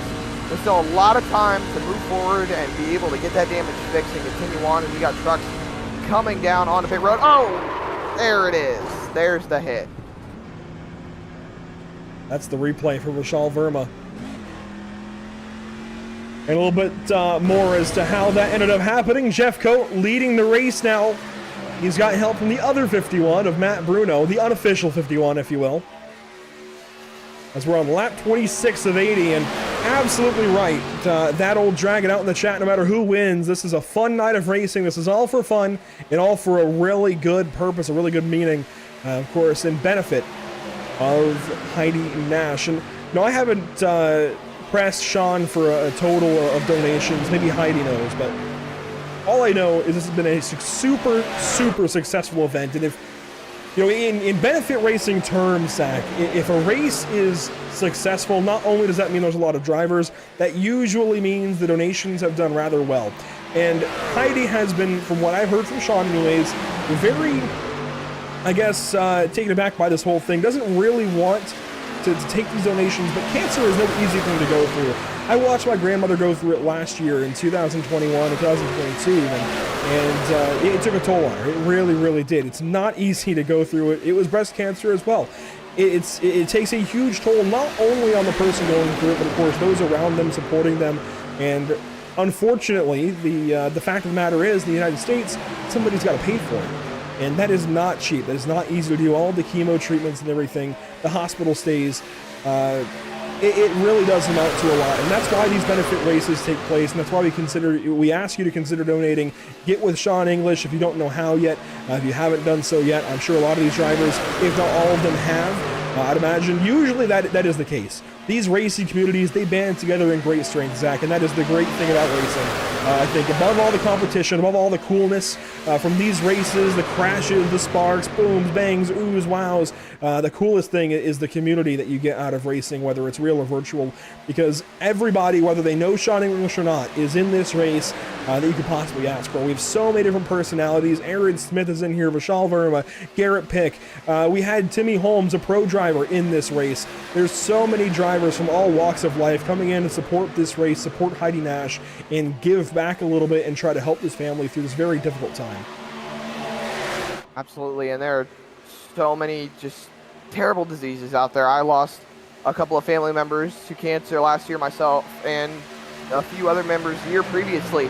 It's such a terrible thing for people to have to deal with, and I can't imagine the struggle they go through, but it's so amazing that we can do these things for all of the individuals who are struggling with these diseases, and doing something to be able to help them out in some way, shape, or form. whether it be something as showing up to your local church and giving a donation, or going to your school and helping out with fundraisers. And fundraisers is what we're doing right now, being able to help out and just be loving to one another. And I couldn't be happier to be a part of something to just be able to make the world a better place. And you know, I'll admit, I'm not really that much of a religious kind of person. I don't go actively to church anymore, but I will say my grandmother, who, as I mentioned, went through breast cancer herself, very recently just got over it, hopefully for good, just got through all of that. When she was in the hospital still, she had been visited by her priest a couple of times, her pastor, and unbeknownst to her, the church actually covered the bill for the hospital stays and everything, the treatment, all of it. I don't know where that came from. She doesn't know where that came from. It makes me emotional to bring up, but I mean, 100%, that is absolutely something that that does go a long ways. And of course, these races, these GoFundMes, these benefit funds, whatever you want to call them, they really do matter a ton. As on lap 31, Sean English has taken over the race lead, and Heidi Nash, that we keep talking about, is Sean's mom. And of course, Heidi out in the chat cheering on her son. This is just, it's a really cool thing. It is a really, really cool thing.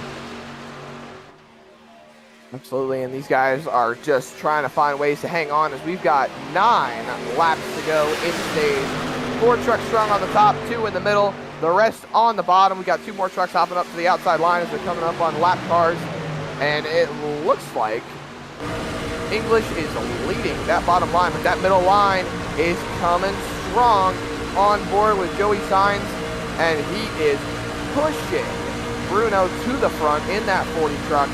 And it looks like they are going to clear that bottom, clear the top. Maybe not quite, but they are still charging quite strong through that middle lane.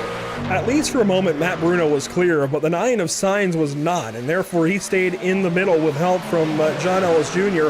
The top side is falling way back, as you see through turns 3 and 4. Heath Job onto the apron briefly. He tucks back in that purple number 44, 88 rather. And there is a distinct gap between your top 13 back through Justin Gosselin and the rest of the field, beginning with Adrian Doman and even Tyler Groff. These guys have fallen back, and they are not racing for this stage. You see Groff, Salick, Smith, Seawright, Osborne, Braxton DeWeese, James Holzer, and Holzer's got some damage, and I think this is why we're seeing these guys kind of fall back. Holzer's got a lot of nose damage to that number 24, and that's going to be tough to overcome. If he pops out into the race lead, in the draft he's fine, but if he pops out to lead a line, that's going to be a big old parachute. Absolutely, and all these trucks single filed now on the bottom. It's the best way around the racetrack to be able to save fuel, and these guys who just pitted under the stage caution not too long ago are either going to try to stretch it a little bit more and pit under the last stage, under the green flag, or pit when the stage caution comes out and have to pit during the last stage as well. But it looks like we are now 2 by 2 continuing, as they have about 7 trucks on the bottom and I believe 7 trucks on the top. So that's your top 14 right there battling it out for this stage win. Yeah, there's 13 cars under a blanket here, all within a second. Then it's a while back, in fact, 8 seconds back to Adrian Doman, who has lost the draft and is quickly being caught by Tyler Groff. Then you have a line of, it looks like 10 or so, maybe 11, all lined up before it's a 40-second gap back to Jason D. Maines. And actually, that's why this looks like a 14-car pack, because Jason Maines is in with our leaders. He's just been put 1 lap down recently and is in with these guys. Next up would be Bray Holmes back here with the second pack as he tries to go by James Holzer. Then Dakota Todd is 1 lap down as well. He runs in the 27th position along with Dylan Sale. And finally, Vishal Verma, the final car on this racetrack, 29th position, finally back to race speeds. Preston Arbogast is last and out of this race. There's a great race happening up ahead. It'll be 5 laps to go in stage 1 this time by, and you can see now that parachuting of the nose is happening to the 44 of Pick as well. He's been into the back of somebody pretty hard, and he's even been hit pretty hard. There's a big dent in his in both bumpers. just a little bit bent up, as they are still 3 abreast with 5 laps to go. Strickland on the top once again, leading, I believe, 4 trucks, 5 in the middle, 4 on the bottom. Ellis Jr. is still holding strong in that middle line. Bruno on the bottom. There's lap trucks ahead. It's gonna be one heck of a show coming back to the start-finish line. Lap trucks staying low. Yeah, there goes Sale to the apron. And Strickland falling back just ever so slightly, but there's still one more lap truck. Adds the 63 of Dakota Todd. Yep. Stays to the bottom as they fly on by. 4 laps to go in the stage. Field races by the camera back into turn 1. Oh, that was the 71. All kinds of sideways. That was Justin Gosselin. A big moment for him. Not sure why that truck stepped out, but he hangs on, as this is now the look from car 37, 71, whatever you want to call it. And it's an interesting spot to be at as well. He started 38th. He could race for this hard charger, but I don't think he's going to get it by finishing 13th. He's going to get up there. That said, of course, still plenty of time. We're still in stage number 2. And to finish first, you must first finish. It looks like we're coming up on 3 laps to go. These drivers are still fighting it out super hard, doing whatever they can to put themselves in a better situation, as we are 3 wide for the lead once again. Strickland cannot find a way to get away from that outside line. It seems like that is his preferred spot, and he is just hanging on to it, nose out in front still. He may clear the middle line going into 3, but I do not think he will, as the lines on the bottom start to charge a little bit harder. The top side really fell back on entry to 3. I'm not sure what happened there, if Strickland lifted or what was going on, if he's trying to set up for a big run here on the tri-oval. But they really fell back, as they're just about all even. You've got 5 down low, 5 in the middle, 4 up top. Just about as even as you could draft these guys to be at this stage of the race. Up top, John Ellis, sorry, not John Ellis Jr., Peyton Strickland. Got a big run through the tri-oval, is not yet clear, but certainly was trying, and I think that's what he sat back in turn 3 for. He was trying to get a run through the entirety of the tri-oval and get a launch for turn 1. May not have worked out too well for him, as they are still 3 abreast, about 4 or 5 rows deep, and they are starting to beat and bang a little bit. These guys are side drafted a little harder, just trying to find ways to move forward, and it looks like Strickland is going to fall back a little bit on the top line, as they are coming back around to the white flag in the stage, or I believe this is going to be second flag. Oh, we're crashing! Oh, there they go. Peyton Strickland gets through it, but caution flies, and that will halt stage number 2.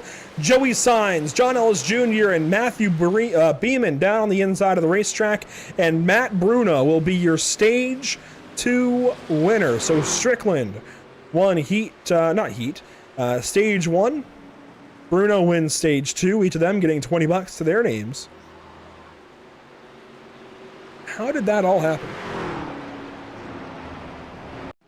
We're about to find out. Going back to the early portions of that lap, down the backstretch, you see all of this kind of developing. It all happens out of turn number 3. It's turn 4, rather. It looks like it starts with Strickland potentially getting turned off the nose of Heath Job. It's hard to say, but they fell back a little ways on the top side of the racetrack. But Ellis Jr., oh, Sainz came up. Wow. I was just thinking if Ellis Jr. was involved in it, it had to have started somewhere further forward, and sure enough, it started far enough to get John Ellis Jr. and others. We'll get another look here. Watch the 9 down low. Oh, Garrett Pick caught him in the door. Unfortunate circumstances. Really big hit for the 5 of Beeman. Sean English was also involved in this. Let's take a look back once more. Watch this for the 960. Sean English. Third in line on the bottom side, gets taken along for the ride with Sainz there. And thankfully, not much damage done to that 960. I think he got away okay.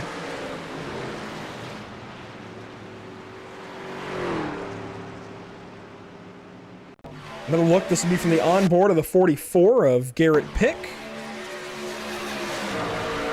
looking to the inside. That was actually after he had already made the contact, but you see some of the rest of the crashing action.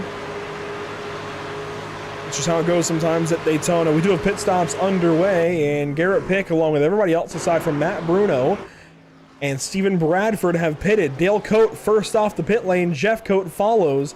2 tire stops there. Sean English, the first to come off the pit lane with full service. Justin Gosselin follows, then Stanley Jr. And Zach, this is pretty big. Matt Bruno staying out.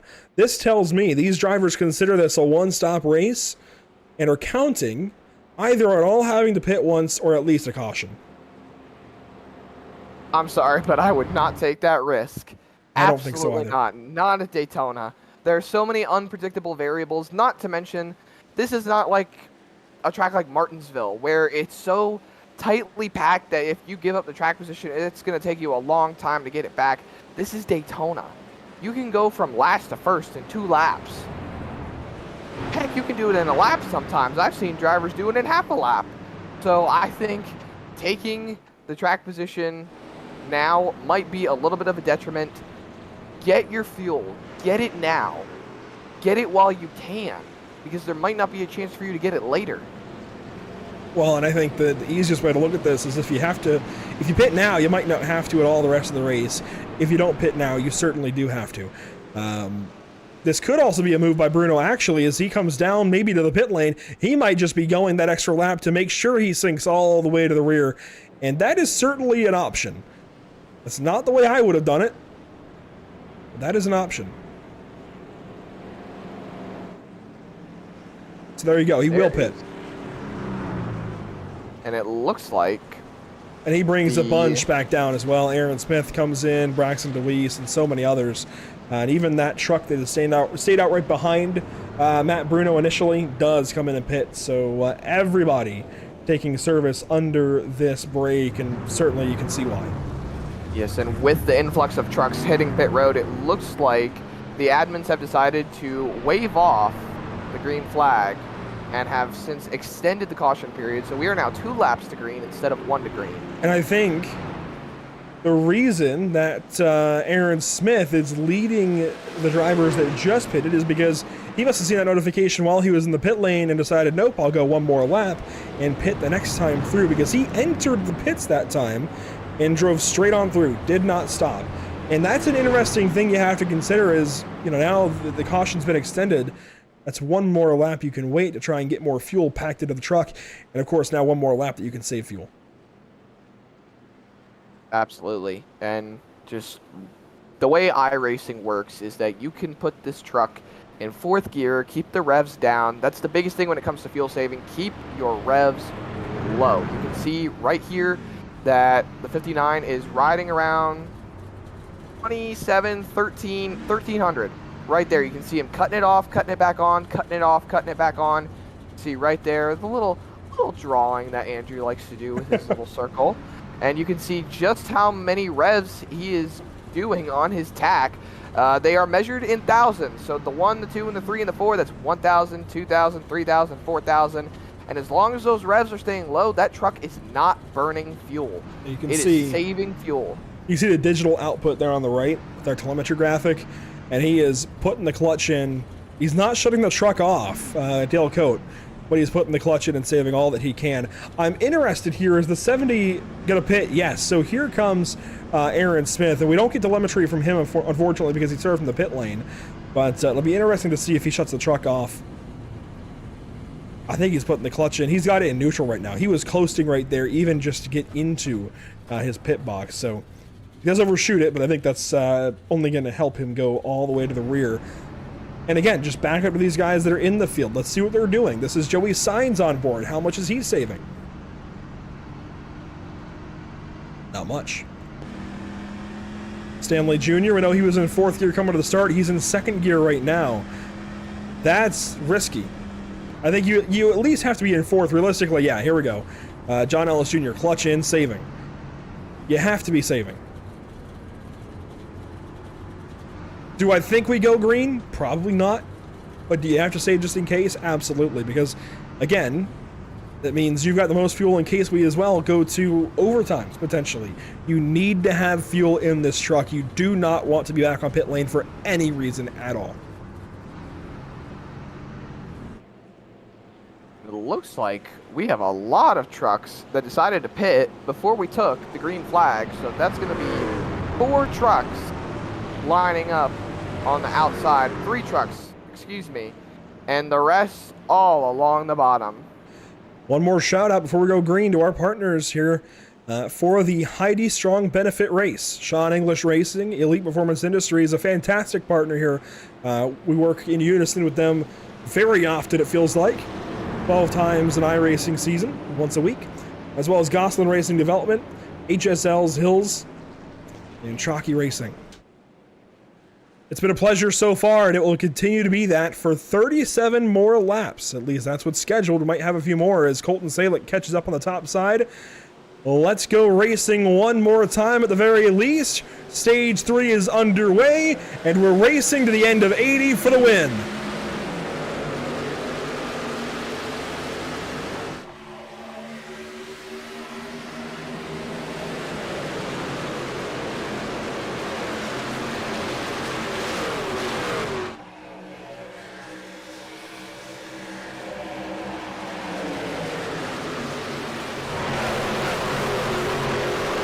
We saw the big-time teammate restart there out of the Coates. That puts Jeff Coate out front on the bottom side, and now John Ellis Jr. takes over out front from the top.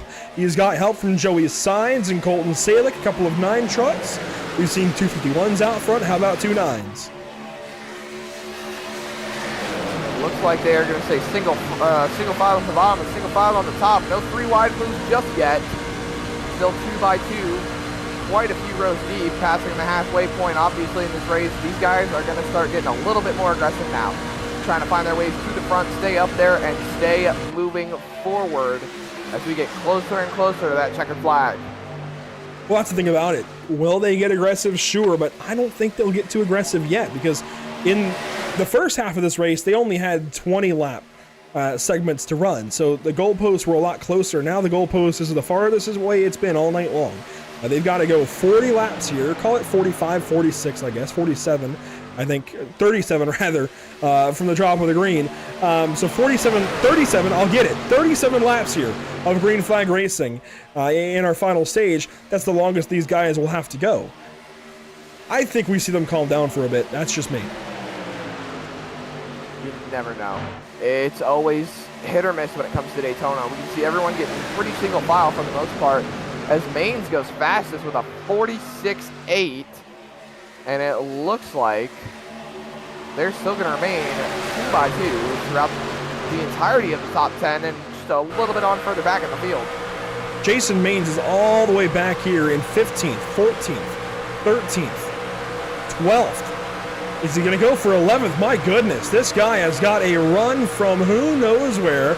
He is now into the 12th position. He was just 28th spot. This is a huge run for him. He doesn't quite go any further. One car, though, all over the place. That was a 72 of Carter Hampton. Briefly onto the apron. He's swerving. Not sure I would be doing that personally. Burning a little too much fuel. Swerving around. Yeah, you aren't literally increasing the distance you have to travel. You are actually adding distance to this 2.5 mile lap. You are adding distance to the length that you have to drive. You're not just swerving around the racetrack to have fun here. You are literally having to drive further than everybody else now. Interesting. It does create a little bit of a situation when it comes to the fuel mileage, but at the same time, everybody still has to make a pit stop before this race is over. Nobody is good on fuel. So you're either hoping for a caution or you are hoping that you get a big pack pit with you, as we had a little bit of a squirrel up at the top of the pack. The 63 of Todd, Dakota Todd, was having a little bit of trouble keeping it straight, but it looks like he's got it all straightened out now, as there was almost a wreck right there. These guys are on edge. Right up. Weather conditions really haven't changed at all. I don't know why we're getting so squirrely right now, but these guys are on edge right now. A lot of big moves being made. Colton Salick was leading. with help from Beeman. Now Sainz takes over, and John Ellis Jr. wants to go through. Guys just getting super aggressive, and we don't even have 30 laps to go yet. All that aggression coming up to the front of the pack. 51 back up on point. Sainz in the middle trying to take it back. He'll lead that lap, and they are still all over the place just trying to figure out where they can go with these drunks. It's only the top 10. You see, only the top 10 is doubled up or 3 wide right now. Everybody else is single file. Oh! The 51, Jeff Coat, what a catch! My stress levels are going through the roof right now, Andrew. At least you're not the one holding the steering wheel right now. It would be high blood pressure avenue for me right now. This is crazy. Garrett Pick through the middle. He pulls up to John Ellis Jr.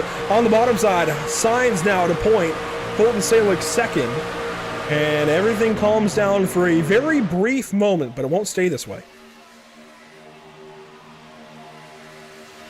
Can it stay this way for like 5 laps, please? Oh, I doubt it. John Ellis Jr. leads that time. That was lap 49. Now on to lap 50, 31 to go.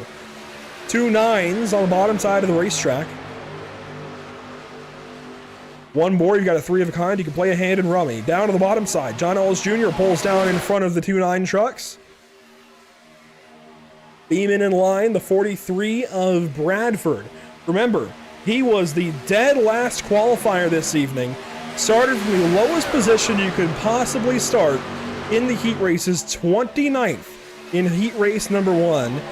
He had to go through the heat, had to go through the consi, ended up just advancing, and started from 26th position. He has got a long ways to go yet, though, and oh my goodness, he and Beeman are chucking the wheel, it seems like. And I wonder, too, I'd love to know what these drivers are running as far as the steering ratio. And easiest layman terms I can give you is basically low number means faster response from the wheel, high number means slower response. So small number, an 8-to-1 for example, you don't have to turn the wheel as far to turn the same distance as somebody at 16-to-1 might have to turn. Basically, that would be doubling the input required to turn this wheel however many degrees. So I really would like to know what these drivers are running for steering ratios, and maybe if that's contributing to the twitchiness of these trucks. It definitely could be.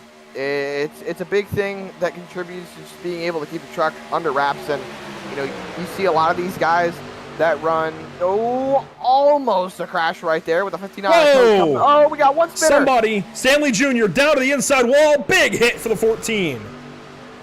No that caution. Pushed in. See a little bit of smoke coming out of it. That is gonna completely ruin his night. I don't think it's engine blown for him, but here's a look at it.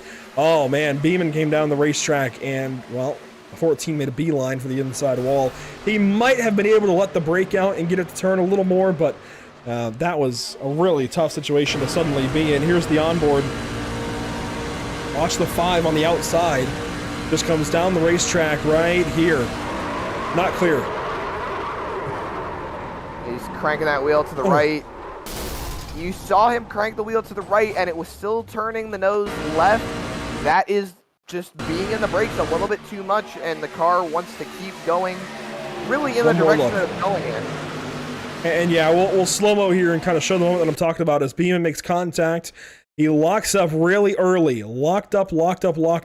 He lets off the brake for a second right there. You see the front wheels start to turn, and that's when your tires will have grip. He goes back to brake at one point because he realized, you could even see the truck gained angle once he goes back to the brakes.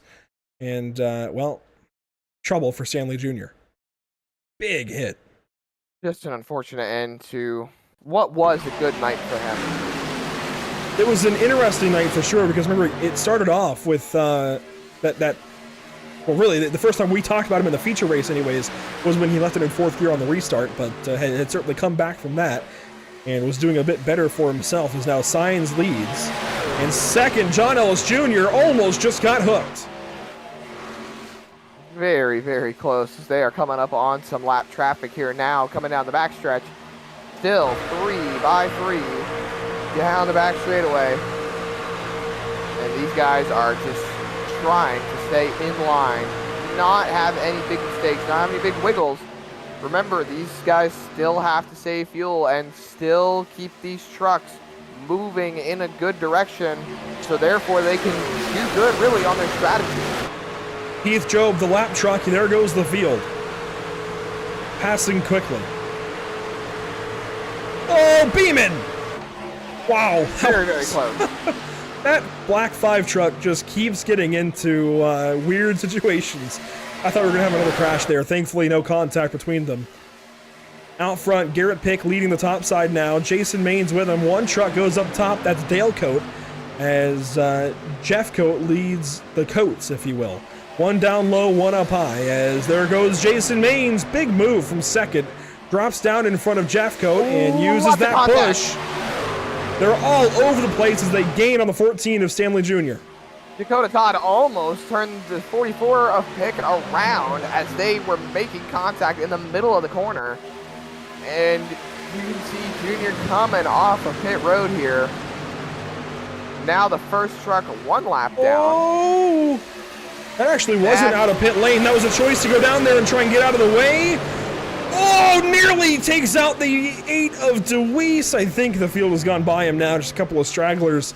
That could have been really bad. And that is why, ladies and gentlemen, oh, Dakota Todd goes to the inside of Garrett Pick. But that is why I will always refer drivers to just simply hold the bottom. It's the most predictable place. It's where you have an out if it gets too bad. But don't go onto the apron. That can get hairy. Absolutely. It gets really dicey down there once you go below the double yellow line. And you don't want to be the truck that gets in there and ends up causing a commotion. So good thing that Junior was a little bit out of the way and not making contact with anybody, but these guys are still all over the places. They are 3 abreast, 3 rows deep. Nearing 20 laps to go. And look who has joined the conversation finally. It's a yellow number 70 in the top 10. Aaron Smith now at a 10th position. Working his way through this field methodically, slowly over the course of these 57 laps that have transpired thus far. And now he passes a couple more. Beeman, Salick, and others. And this is somebody who is most known for his road course prowess. Runs all kinds of road course races and all kinds of different cars. Even now, all over the place in his oval car duties as well. Cup cars, Xfinity cars, trucks, Parker cars. This evening doing a fantastic job behind the wheel of truck number 70. Drafting here with Jeff Coate in the 51. Let's see where he takes it. He started from the pit lane after qualifying by virtue of his finishing position in his heat, I believe, 9th. Or 10th. Somewhere around that top 10 point. Well, the point is, if he's to the front, it's time to go. I was wondering kind of where you were going with that point. I might have trailed off a little bit, but yeah, if Aaron Smith is up here, it is time to go. He's somebody who, obviously, if he's starting from the pit lane in an 80-lap race, he wants to err on the side of caution. But if he is moving towards the front, it's time to go. If he's falling back, maybe time to lay back a little bit. He's a really good gauge as to whether or not you need to be racing or maybe falling back and saving in these plate races like this. And sure enough, he falls back to the back end of the top 10, kind of tested the waters a little bit, learned about some of these drivers, and now falls back to kind of get another angle at all of this. Garrett Pick leading. And this has been, I will knock on wood for safety, but this has been a really good run from these guys. And they are more so single filed out now, as we are coming up on 21 laps to go across the line right now. Pick leading at the line. One truck Coates down low. Following right behind, and that is 59 of Dale Coate. Gets back in line. A little bit interesting, though, that he went to the apron to fall back like that. Gets back in line 4th behind Dakota Todd. Oh, wow. I don't know if you saw it. That bright blue, petty blue, 43 of Bray Holmes was all over the place. For just a moment, he made a big move around the 70 there of Smith. And this battle will not go away now. It's a different Coate to the inside of Pick, but it's still Pick versus Coate. Garrett Pick on the outside with help from Colton Salick. And if you know those guys, that's kind of a common combo. Big crash. Finally, Bray Holmes. We saw him get squirrely in the backstretch. Big hit. Big hit for the 43 there of Bray Holmes, and that might be his day done. He's already taken a fast repair. And that is a lot of damage.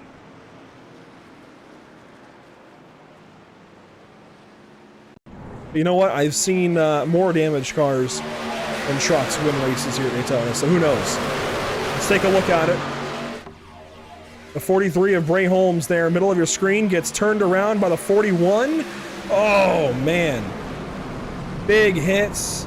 The 20, the 72. What a save from the 17 truck. That was Tyler Groff through the grass.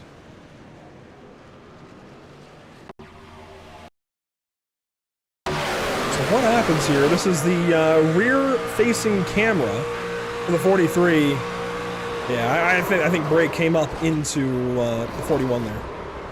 It was Jeremy Osborne. Some big hits all around.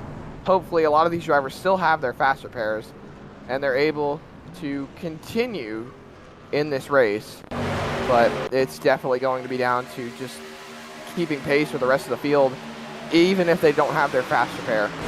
Well, Bray Holmes is one that did not. So he doesn't have that fast repair to lean on. It looks like he's done for the day. This is the onboard quickly from Tyler Groff.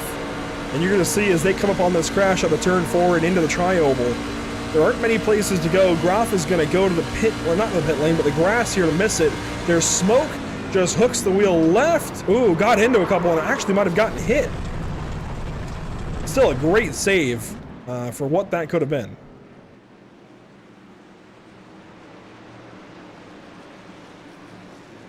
Well, Andrew, this sets the strategy up well, though. Everyone can make it here to the end. And everybody pits. And that's the strategy call that I was thinking about. Pit here, set yourself up to the end. Now you have fuel if there's green-white checkers. And going off of what we know in the session right now, I do not believe that there is a limit on green-white checkers. I believe we have an unlimited amount. I'm not quite sure. Sounds fun to me. Belt in, pull those belts tight, and get ready to go, because we could have a very interesting race in our hands. Now the gloves are off. I said earlier, you know, we still had plenty of time. I thought maybe they'd calm down. They did for about 20 laps. Then you see there the crash between Bray Holmes, and Jeremy Osborne. Osborne, by the way, it looks like did have his fast repair and is back on the racetrack. Now we're inside of 20 to go, and anything goes. Gloves are off. Time to race. There's no holding back at this point to the end. We'll be right back, though, as we go Pit Stop TV side by side. Potentially the last break we take before we take the checkered flag here in just a little bit.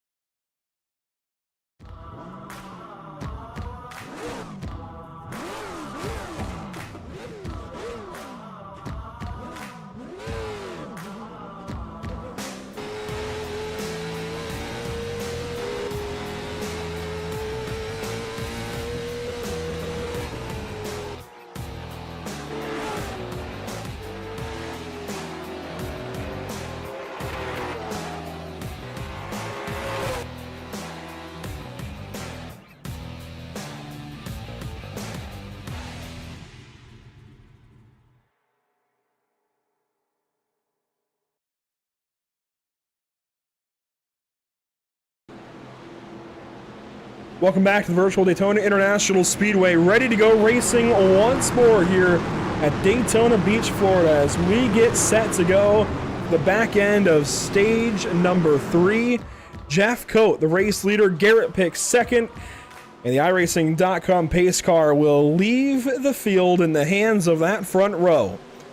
Just under 20 laps left to go. Green flag back in the air at Daytona.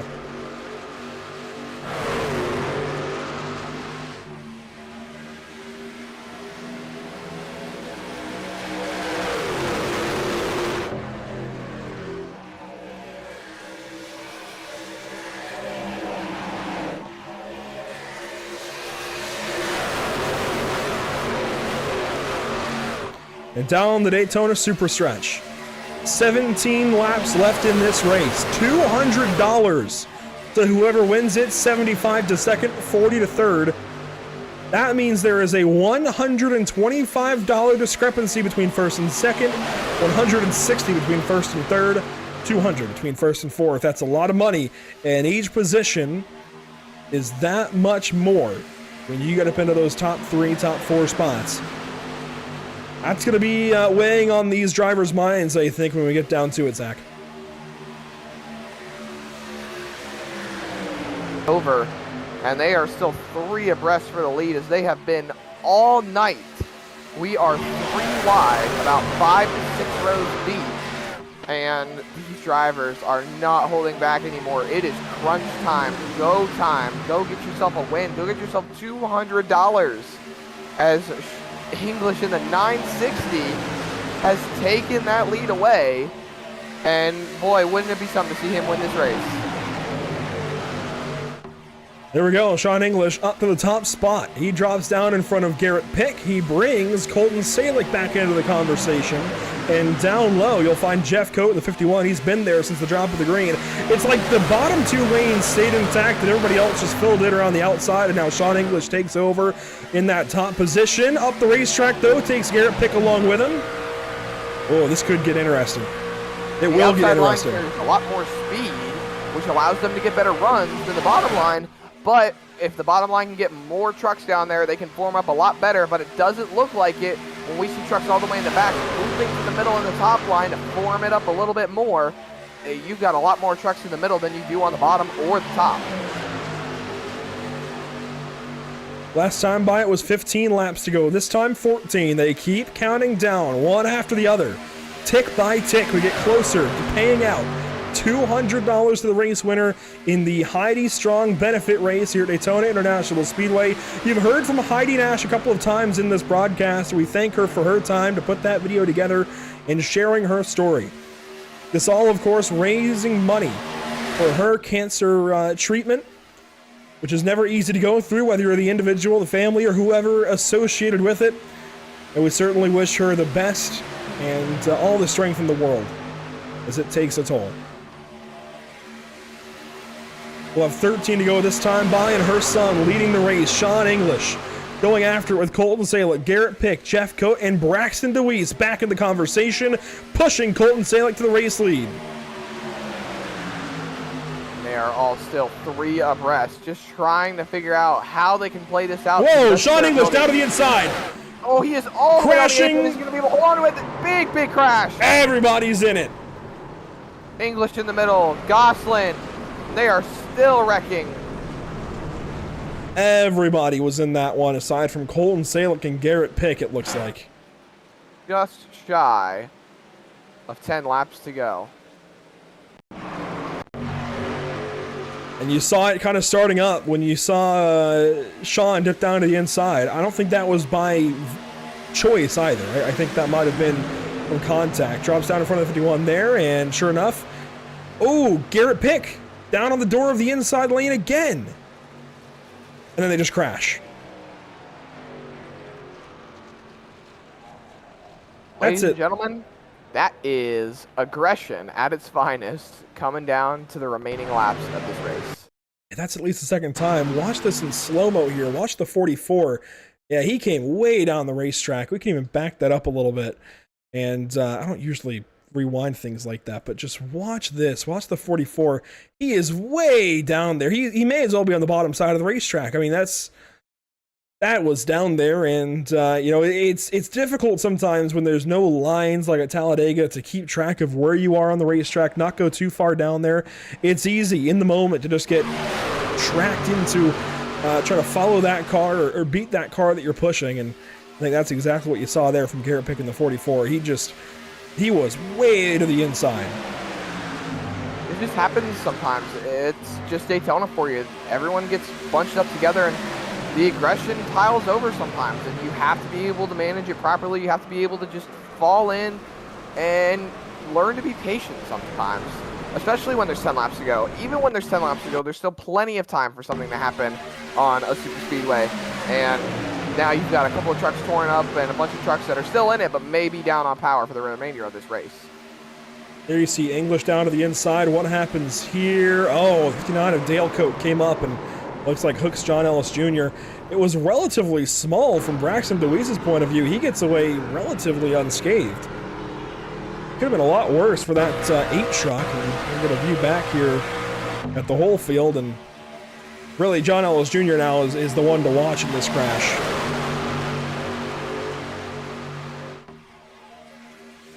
Started 14th position, been as low as 28th. Everybody, it seems like, has been all over the board today. And is involved in this one, as you'll see Dale Coate just kind of go up the racetrack here in a moment. Watch the 59 just goes up and hooks John Ellis Jr. And man, the other Coate ends up biting the wall pretty hard. An unfortunate way to end your night. Hopefully they can continue going, and they'll be able to keep moving with what they have with their trucks, and just be able to stay in it, and hopefully be able to get that $200 at the end of the night. But just another look at it. Right back up. There's the contact. They're all spinning, wrecking, and all you can do is hang on to it and hold tight. It was Dale Coate. How about the view from Jeff Coate? The 51 truck on board. I'm sorry, we're looking for... Oh, no, it is 51 we're looking for. Watch this. This is a big hit. Oh, my goodness. Sometimes I'm fine with the fact that this is just a sim and this is not a real truck, and, you know, we're not taking that big of a hit. Aaron Smith also involved, as well as this driver, Chase Stewart out of Florida.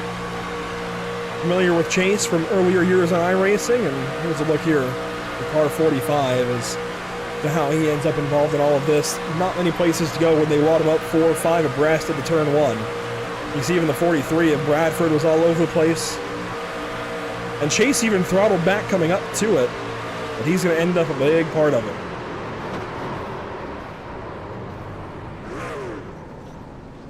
Nowhere to go. This leaves the hands, or the field in the hands rather, of Colton Salick as we get the 1 to go signal from the flag stand. 10 laps to go that time by. We'll have 9 when we drop the green in just a moment. Colton Salick, the race leader. And looking through timing and scoring, your top 3 have not yet used a fast repair. 4th place, Joey Sainz has. Then Justin Gossel and Stephen Bradford, they have not used it. And then the most of the rest of the field certainly has. There's a few exceptions. Guys who still have a fast repair in the bank: Adrian Doman, James Holzer, Matt Bruno, and Carter Hampton. Otherwise, everybody else has used their fast repair. And certainly a rough night going for some of these guys like Vishal Verma. 3 laps down still. Dylan Sales got damaged once again. Dakota Todd is out of fast repair, was involved in that crash. Matthew Beeman has been all over the place tonight, but it looks like has used his fast repair finally, and that truck is back in pristine condition. Same for Carter Hampton, maybe. Well, he's got a scrape there on the left rear. Maybe he doesn't. Maybe he's got a little bit of damage. Actually, he still has his quick repair, so he's okay. John Ellis Jr. just used his. Matt Bruno's got one. Jeremy Osborne has used his, of course. The only trucks out of this race are Bray Holmes, Stanley Jr., and Preston Arbogast, as we have, Zach, one of the shortest races left at this point. 9 laps to go.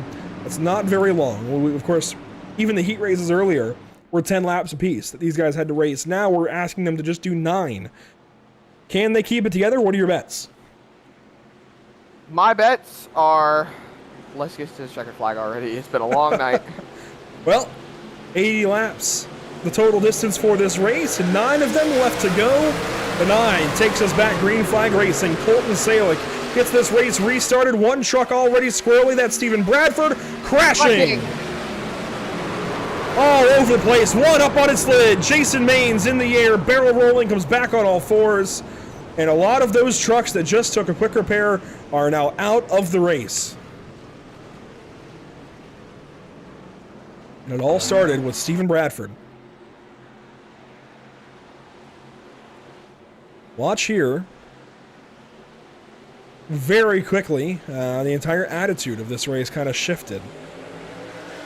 Up through the gears. See the 19 on his outside, and 19 came down. Bradford then came up and just kept coming up into Cote. Wow. And they all just piled in. One truck flips over, that's Maines, and you can see everyone just trying to find their way around. And it did not play out well for a lot of these drivers tonight. Sean English got caught back up in it as well. Quite a few others taken out of tonight. On board with Jason Maines. And there goes the flip. Comes back down on all fours, and that truck is very much killed. What a crash here is, we'll have about 5 laps to go when we take the green flag. You mentioned Sean English involved. Let's take a look at it from his perspective. Up through the gears, he's been all over the place this evening. Of course, started from pole. How does it look from his spot? Wow, he got hit early. That was an auxiliary incident. That wasn't even the same issue. But you know what? He got by with limited damage. What in the world just happened to Sean English? That's what I'm curious about. Take a look at it here. Watch the 960 down low. Oh, wow. Holzer hooked Peyton Strickland way before that even happened. A lot going on there in the entire pack, it felt like. And this, of course, prompts a pit stop from Sean English. He wants to come in and get that damage repaired. And sometimes, Zach, you can get a gauge as to how much damage these guys have by the dash.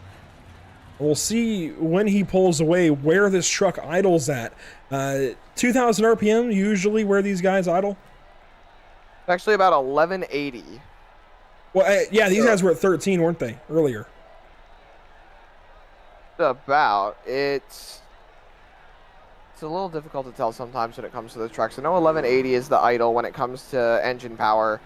And when it comes to just riding around under caution, I'm not sure what it is fully, but I know for a fact that when you're sitting at 300, it just means that you've got the engine shut off and you are just trying to get it fixed and get it back up to where it needs to be. Jeremy Osborne has to tow to the pit lane, even though he drove onto the pits. Dakota Todd and so many others in the pit lane here. When does Sean English drive away? Well, he's just refired the motor. It's idling right at 1298, and I guess if these guys were at 1300 while coasting on the racetrack, that's probably where they want to be at. 1298. Basically, any fewer RPMs than usual idle speed is an indicator of any potential engine damage. So if they're idling a little bit below that, it means there's a little bit of damage, and of course if they're idling way below it, that means they have a lot of damage. As we'll take a look here at the race leaders. They'll have 6 to go, this time by the flag stand. And Zach, that means we'll have 5 to go when we take the green flag. And look at the players left up here. Colton Salick, Garrett Pick, Braxton DeWeese, your top 3. Joey Sainz is still up here. So we still have the same few that have the faster pair left, but a lot of those guys that have just used it, they don't have it to use this time. Let's just see if they can make it to the end of the race, Andrew. 6 laps to go. And see the rest of the trucks coming out of pit road here. And I feel like, I don't want to jinx it, I feel like we can make it to the end.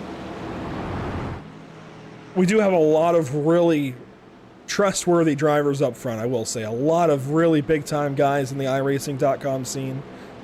Garrett Pick, Colton Salick, Braxton DeWeese, Justin Gosselin, some of the bigger names in this field. Certainly Salick and Pick, I think, too, that you have to be aware of here. Braxton DeWeese as well. And even the iRatings reflect that. You can also throw in Tyler Groff with a 6,300 iRating nearly. Some of the highest in this race. You do, of course, also have this guy back here, Sean English. I mean, we'll talk about iRating. Sitting at 7,200, the highest in this race. And now, we roll through 3 and 4. The lights are out on the pace car. Not as many trucks left in this race as when we started. So... But you know what? We still have a ton of trucks left. We still have 25 on the lead lap. Vishal Verma now 2 laps down, got another lap back. We still have most of the field here. It's just a matter of these guys now leaning back, knowing they have damage, not wanting to ruin this for others. And I think in some cases also realizing we probably have 1 crash left, if not more. That's just the way these Daytona races usually go. Even Chase Stewart, he's laying way back. He's 8th, way back there, running in about the 10th spot when it comes to where he's at in the pacing field, because he's leaning back so far. But into the restart zone will go Colton Salick, the race leader. Garrett Pick 2nd. Braxton DeWeese 3rd. Joey Sainz 4th. Green flag is out. 5 laps to go.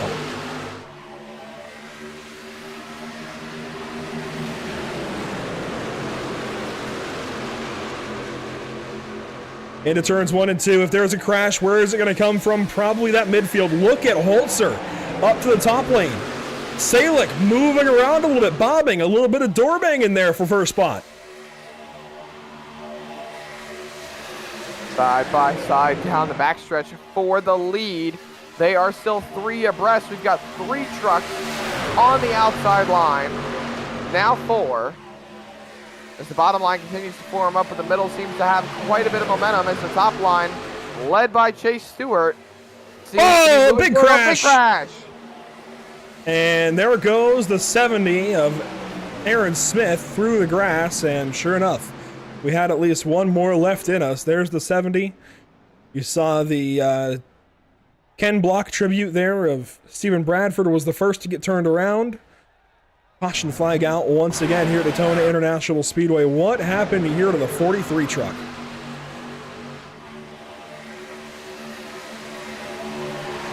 Looks like he's going to come up on John Ellis Jr. potentially and have a run going. Does he maybe clear himself a little bit too early?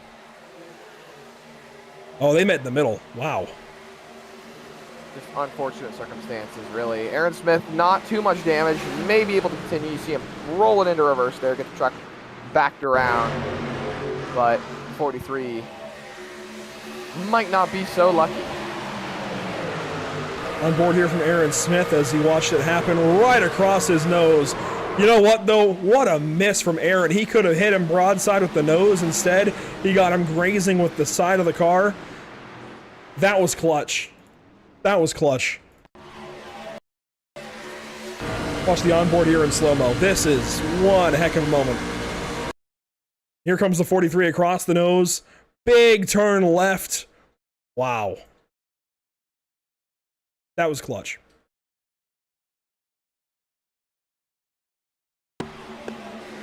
What are we going to do, Andrew? We still have many trucks on track, and now we're going into overtime. That we are, Zach, and we should see the caution extend the race distance this time or next time, I think. This might actually restart us with only needing 1 lap. Well, you know what? If it's a quickie yellow, we could line them up next time and go green with 2 to go. Or no, we'd have to line them up this time. Never mind. They could still call it a quickie yellow. They could, if race admins wanted to, shorten the caution this lap and send them green this time by and not have to use overtime yet. But if we don't have a limit on overtime restarts, I don't think they're going to do that. So Colton Salick, Garrett Pick, Your top two still, Braxton DeWeese still in this. All of those three still have a faster pair, along with Justin Gosselin in the 5th spot. Even James Holzer still has one. He's been in a couple of crashes, actually. He was the one that ended up hooking Sean English, interestingly enough. So there's still a lot left to figure out in this race, and while we wait for these drivers to pace around under caution, we'll go Pit Stop TV side by side one more time, and hopefully be back green for the final time here in just a few moments. Don't go anywhere.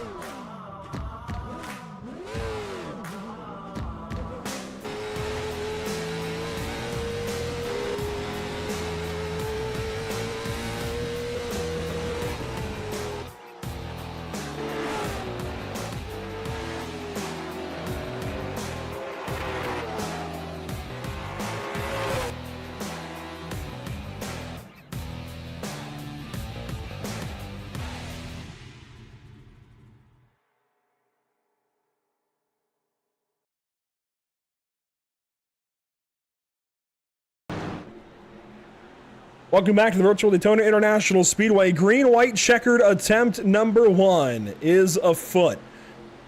We'll have 2 laps to go at the drop of the green flag. We'll see a green flag, a white flag next time by, and then checkered. And if we get to that white flag, anything goes. Green flag back in the air, 2 laps to go at Daytona. Let's settle it.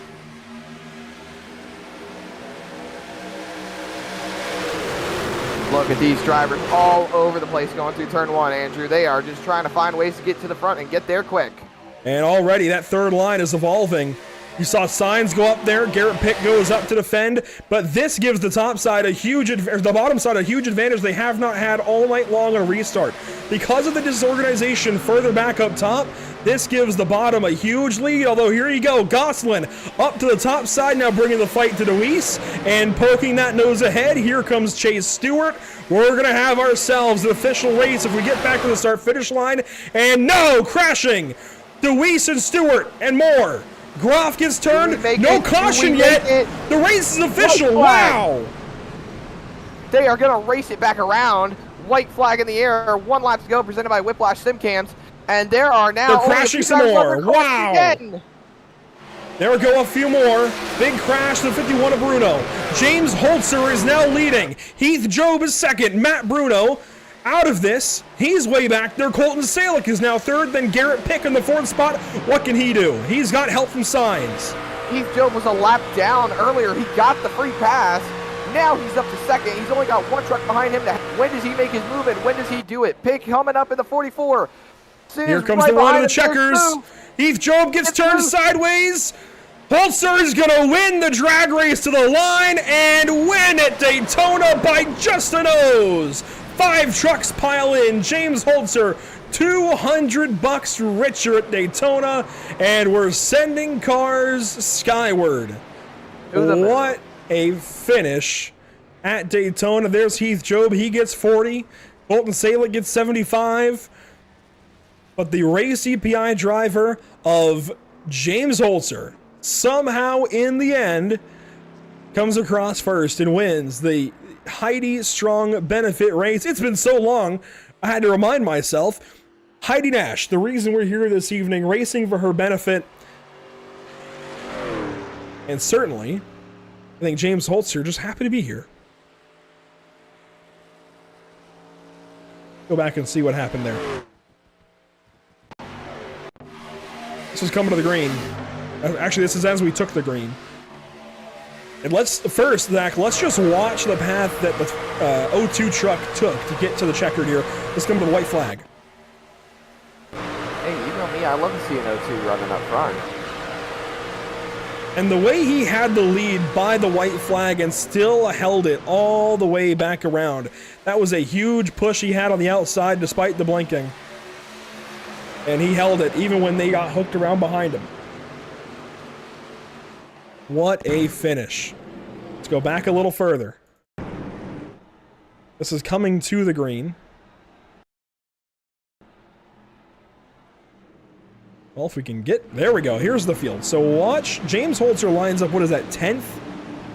8th on the restart. Colton Salick ends up lining up in the lead. And we're just going to watch this restart back, Zach. And, of course, we watched it live. We looked at certain things live. What did we miss? Well, of course, we saw Braxton DeWeese out of it early. Let's watch this back.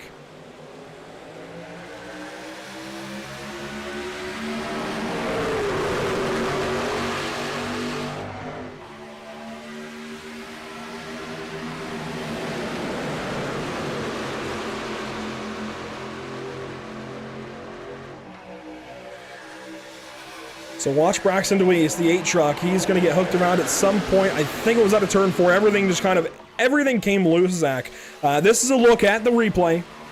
3 wide behind him. The top 4 got separated.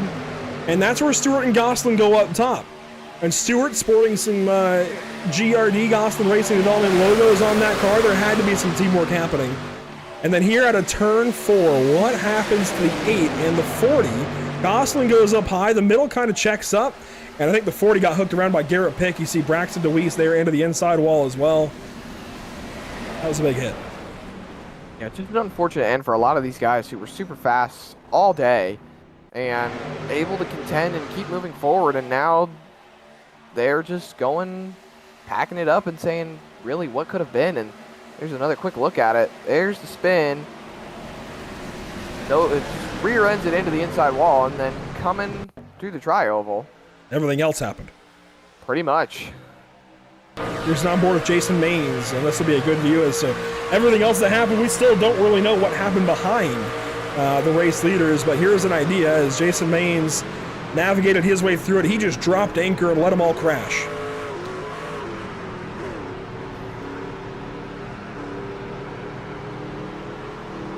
As a result, he finishes 15th this evening at Daytona. That's certainly one way to do it. How about for Aaron Smith? He ends up getting through and finishing a couple of spots higher. He's right in the forefront of all of it. It was just racing for the win. That's honestly the best way I can try to put it, Zach. The only way you can put it. Racing for the win, it just happens sometimes. Everyone gets a little aggressive, and sometimes it really doesn't play out to the benefit of really what you want to see. It hurts. You gotta roll with it sometimes. It's just how racing is. Strickland and Ellis Jr. contact there. Big crash for a lot of these guys in the back. But what matters is James Holzer goes on through to take the race win this evening. Let's take a look at our race results. Holzer with the win. Salick second. Heath Job third. What a top 5. Separated by just 1/10 of a second when they came around to the checkered flag, Zach. That is how you get it done Daytona style. Absolutely. Holzer, Salick, and Job, your top 3 signs, and picking Sean English, who got involved in 2 of those last 3 cautions, still comes up and finishes in the top 10, and that's just amazing to see for him. Carter Hampton and James Searing, 7th and 8th, and Dylan Saley and Cody Strebel, your top 10. So it's been an interesting race, and Justin Gosselin, Aaron Smith, Jeff Coate, Dakota Todd, Jason Maines rounding out your top 15. Peyton Strickland, who was leading most of the night, was, just ended up in 16th position after getting involved in a few of those wrecks. Adrian Domain, Chase Stewart, Matt Bruno, and then John Ellis Jr., your first truck 1 lap down out of this 34 truck field, I believe, rolling through the rest of the field. Matthew Beeman, Tyler Groff, Braxton DeWeese, Vishal Verman, Dale Coate, Stephen Bradford, Jeremy Osborne, Bray Holmes, Stanley Jr., Preston Arbogast, the only truck that did not start tonight's event, I believe. Actually, no, I believe he did start because it shows him 60 laps down, but he was relatively out of this race very early. James Holzer wins this race, the Heidi Nash benefit race at Daytona International Speedway. Let's catch up with our race winner this evening, James Holzer from Elite Performance Industries. And, it was a bit of a blinky last restart there for you, James, but what did you see from your perspective racing to the finish? I got a really good push there on the green-white checkered there from Heath. I was kind of messaging him over the caution. I think he saw me jump 3 before, and I said, hey, be ready to go here, because, I don't know, they were just kind of checking up a little bit, and I thought if we got good enough of a run, we could do something, and we did, and had a great run through 3 and 4, was able to clear all the way to the bottom. I think both of us actually cleared, and it was just, it's so tough to know what lane to block, especially I had a little bit of damage. I never even used my fast repair there, but it was just really tough to predict what lane to block. I knew he was going to make the move coming out of 4, made the block high, and I kind of thought he was going to make that shimmy move back down low. I blocked it good, but there was another truck there, so I kind of got him shook up, and then Colton was coming. He was coming in pretty hot, and we oddly net coded into each other, which was really weird, but nonetheless was able to bring it home first, and it was the only lap we led in this race anyways. We led a couple in the heat, but yeah, it was definitely a wild race, but a lot of clean racing, and it was a great race for a great cause. Absolutely, for a great cause. I was just about to mention that. Of course, we're here for Heidi Nash this evening. Sean English's mom, and of course, he's involved over EPI. I see the EPI logo is very obvious on your truck. What is that like, that community aspect, getting all of these guys out into a race like this to not only kind of raise awareness, raise money, and just have fun this evening? Have kind of a distraction, I'm sure, for Heidi. It's nice to watch this race and watch you guys just go after it. Yeah, it's definitely a great atmosphere, and I can't be any more thankful for everybody over at Elite Performance Industries for bringing me in and calling me their family, and I'm proud to call them my family as well. It's just been a great atmosphere to be with. Only been with them for about 5 or 6 months, but made a lot of good runs with them, and really improved a lot. But like you said, it's awesome for Sean's mom to be able to watch this, and for somebody that she's involved with and roots for, at least the team can bring it home and bring a wing home for EPI and bring it home for her. Absolutely. You have the second highest I rating in this feature race session, 7,000. Clearly, EPI is helping you get places. You have a bright future ahead on the sim. Congratulations this evening, James, and hopefully we see you in the highest ranks of oval racing soon. Yeah, thanks so much. Actually, starting round 2 of Road Pro tomorrow at Ohio, or in mid-Ohio, so go ahead. I don't know who's streaming it, but anybody who's watching here, go on over, check it out. It's going to be a good race. There you go. James Holzer in pursuit of the high ranks of oval racing on iRacing. Best of luck to him and everybody over at EPI here in Road to Pro, I guess, the back half of the season. Congrats, James, and hopefully see more of you this season. Yeah, thanks so much, guys, and thank you for doing the broadcast. We all appreciate it. Absolutely. Thanks for being here. That's what makes it happen. That's James Holzer from the top spot this evening. Colton Salick drives on through and ends up second place. Nearly had a couple of opportunities there those last few laps. 15 laps led. A little bit all over the place here, Colton. A high of first, a low of 29th, and end up one spot short there. What happened on the last restart? I don't know. I can't even see a replay. My computer's kind of messing up right now, so I was kind of hoping you'd tell me. All I know was right at the end, coming to the checkers, I somehow ended up inside his car, and it pushed him forward. But Yeah, Tell you definitely. What we can do here, this is just after the white flag. You want to just watch it live time? Yeah, let's do it. Yeah, I don't know how I missed that, to be honest with you. I really thought like that was it. Everyone that was kind of like in Discord with me just started yelling. They thought it was over, but somehow I got through it. I have no idea how Garrett Pitt got through. I was kind of hoping he'd push me, but he had a way bigger run. But yeah, I don't know. I had no idea what. Go ahead. I know you and Garrett and a lot of you guys know each other, whether in the real world or on the sim, whatever. And we could see a little bit of teamwork over the course of the night. What was that like? It was good. I mean, I've helped Garrett with some real life races for him, and obviously Sean and I were teammates the last time I ran a kart race together. Let's see what happens here. Yeah, I don't know what that was. I mean, I think you guys saw it too. My car just went right through him. I thought I played it right, but he kind of like lagged the whole way through. So, but like you were saying, a lot of us are teammates. Sean and I work together in real life a good amount. I've helped Garrett personally, like just went and helped him with his stuff, but it's cool, like all of us on the track at the same time, because now that we're all kind of going our own separate ways through high school, and a lot of us aren't karting anymore, we don't really race that much together. But it's fun to get all of us out. I think we had like 12 or 15 of us that raced together when we were kids.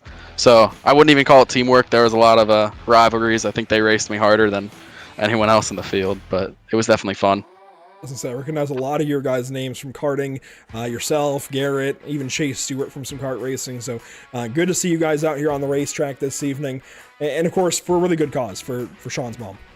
Yeah, absolutely. It was fun getting everyone together for a good cause. Sean's family's kind of been like family to me at the track for a long time. Just have a place that everyone can go hang out with. She's been really supportive of us through all of our thing. Kind of a second mom to a lot of us at the track. Cares about all of us a lot, so it's good to get everyone out here for a good cause, and hope she's doing okay. I'm glad that we got to raise some money for her.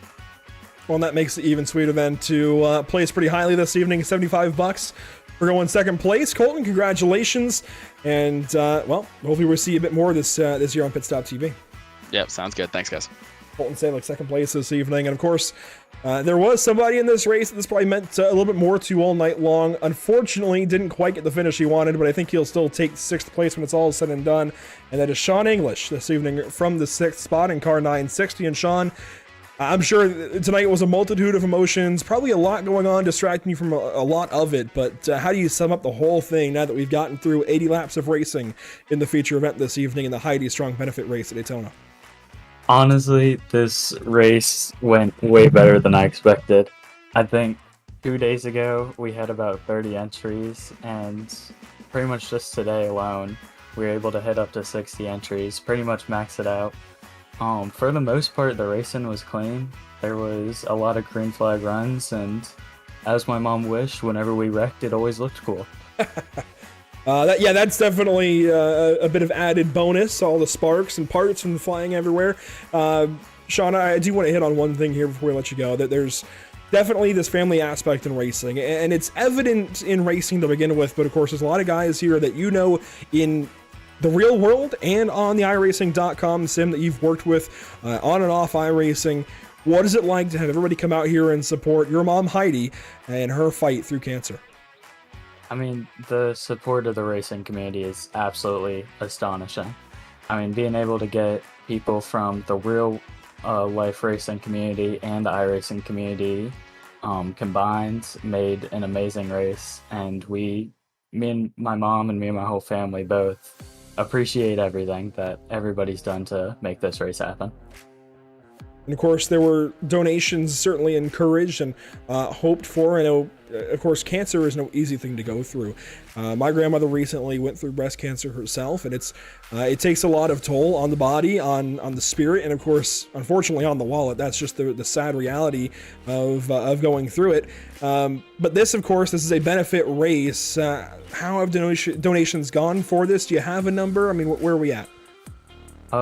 Our goal going into this was to hopefully raise around $1,000, and I'm happy to say that we achieved that.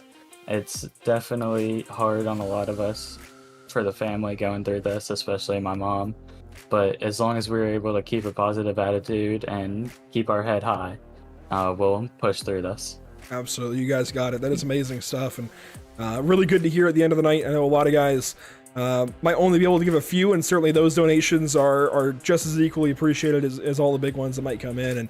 And I think everybody's support is very, very important to these kinds of events and these kinds of purposes, and certainly go a long way for you guys. So Sean, thank you for holding this event and letting us be a part of this kind of thing. This is really special for us to do here at Pit Stop TV, and be here along for the ride, and hopefully this helps you guys get through. It's again, never easy, and hopefully this just helps. Yeah, thank you for putting this on. I'd also like to give a shout out to Gosselin Racing Developments, Hills Septic Service, Truckee Racing, Race EPI, Pit Stop TV, and every single person that donated and that came out to show their support in this race. Absolutely, it certainly is a huge thing. Of course, to get drivers like this to enter, sometimes it does take a little bit of prize money, and I'm sure that went a long way for these guys. So congratulations to all of those who took the prize money, and certainly a big thank you to our partners. Sean, again, just thank you for having us here. Hopefully we can work together in the future. It was certainly a pleasure. Yes, sir, man. It was amazing. Sean English finishes 6th this evening in the Heidi Strong Benefit Race. And Zach, that was certainly a great way for this night to have gone. I know it went on for a little bit when we got that string of cautions there in stage 3, but this was a really, really special thing to be here for at Virtual Daytona. Absolutely, and always amazing to help out for a good cause. I know that you called me last minute about trying to hop on with this. I know with my busy work schedule and my racing schedule, it was a little difficult, but it was always it's just a privilege to be able to help out with something that's really near and dear to our hearts. I know cancer is just really just so terrible for a lot of people, and it affects everyone so differently, regardless of if it's something like breast cancer or stomach cancer, colon cancer, lung cancer, skin cancer. There's so many different types, and you know, we just have to do our part to help out any way we can for anyone that has any form of cancer. And it was so great to be able to help out tonight. It was definitely a good time being here. I really do. Oh, sorry, opening the Facebook stream, seeing the comments over there quickly. I see Jennifer Brinson, Sylvia Rittenauer, Heather Rittenauer, Lonnie Rittenauer, a lot of you guys on Facebook. Setting in stars, even, of course, the big community of you guys over here on YouTube supporting this stream, and just supporting the fact that we're out here racing this evening, and it certainly is appreciated on that front. And the views are certainly appreciated, but it's all for Heidi Nash. We certainly wish her the best and wish her all the strength in the world as she goes through this difficult walk of life. And you see the bonuses down below for the purses. I guess the purse, all the bonuses these drivers won. There we go. I had to fight for those words, but it is all thanks to Sean English Racing, Gosselin Racing Development, Hills Septic Service, Truckee Racing, and Race EPI. That's it for us this evening from Daytona, but let's take a look at our upcoming broadcasts here at Pit Stop TV. Next up, as you see the fireworks there in the distance, Long Beach, tomorrow evening, Thursday, July 6th, we go racing from Long Beach Street Course with the North American Racing League Porsche Cup cars for the bonus race, race number 9 of 8, if you will, as we have an all-star format set to go, a sprint race and then the bonus race to follow. And that's all just for a bit of extra money as well. And then Saturday evening, we have a special Saturday feature for the Shake and Bake Racing Butt Kicker Cup Series as they take to the high banks of Atlanta Motor Speedway. 28 degrees of banking on the newly reconfigured Atlanta Motor Speedway. Be here for that one. That's going to be a lot of fun as they head into the back half of their season. And Sunday evening, it is the Noble Can-Am Series with late model stock cars and super late models on the road course at Circuit Gilles Villeneuve. So a lot of great racing coming. Then Monday, we come back with EPI on a Monday evening with Legend Car Racing from Martinsville, and it all just keeps stacking up from there. The D-Line Racing League goes to Wilkesboro, and we just keep getting more and more racing. Zach, a really big week ahead and a lot of places to keep up.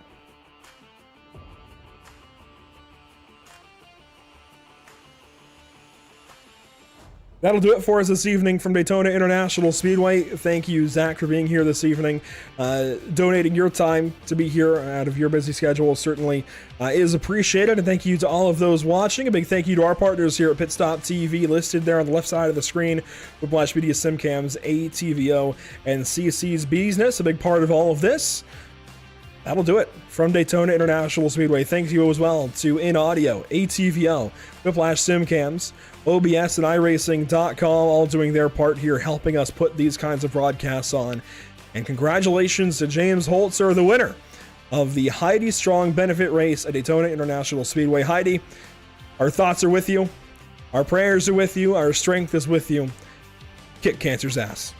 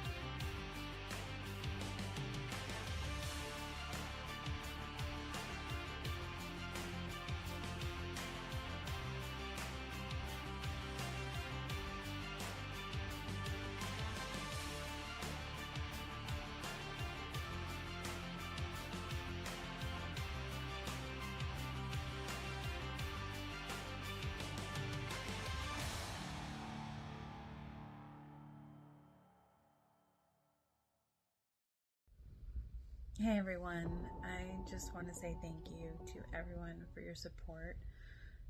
Being diagnosed with breast cancer is the scariest thing I've ever had to hear from a doctor, and the journey has definitely been the hardest thing I've ever had to do. It hasn't been easy. It's a roller coaster of emotions, both struggles physically and mentally, but I have garnered so much strength from the people in my life, my friends and my family, my coworkers, and you, the racing community, both in real life and virtually, have all given me so much support, so much love, so much strength, and that has enabled me to fight the fight. And I'm going to kick cancer's ass, and I'm doing that because of all of you. So again, your support has been overwhelming and truly touching. So I thank you. I appreciate each and every one of you. And I look forward to a good race. Thanks, guys.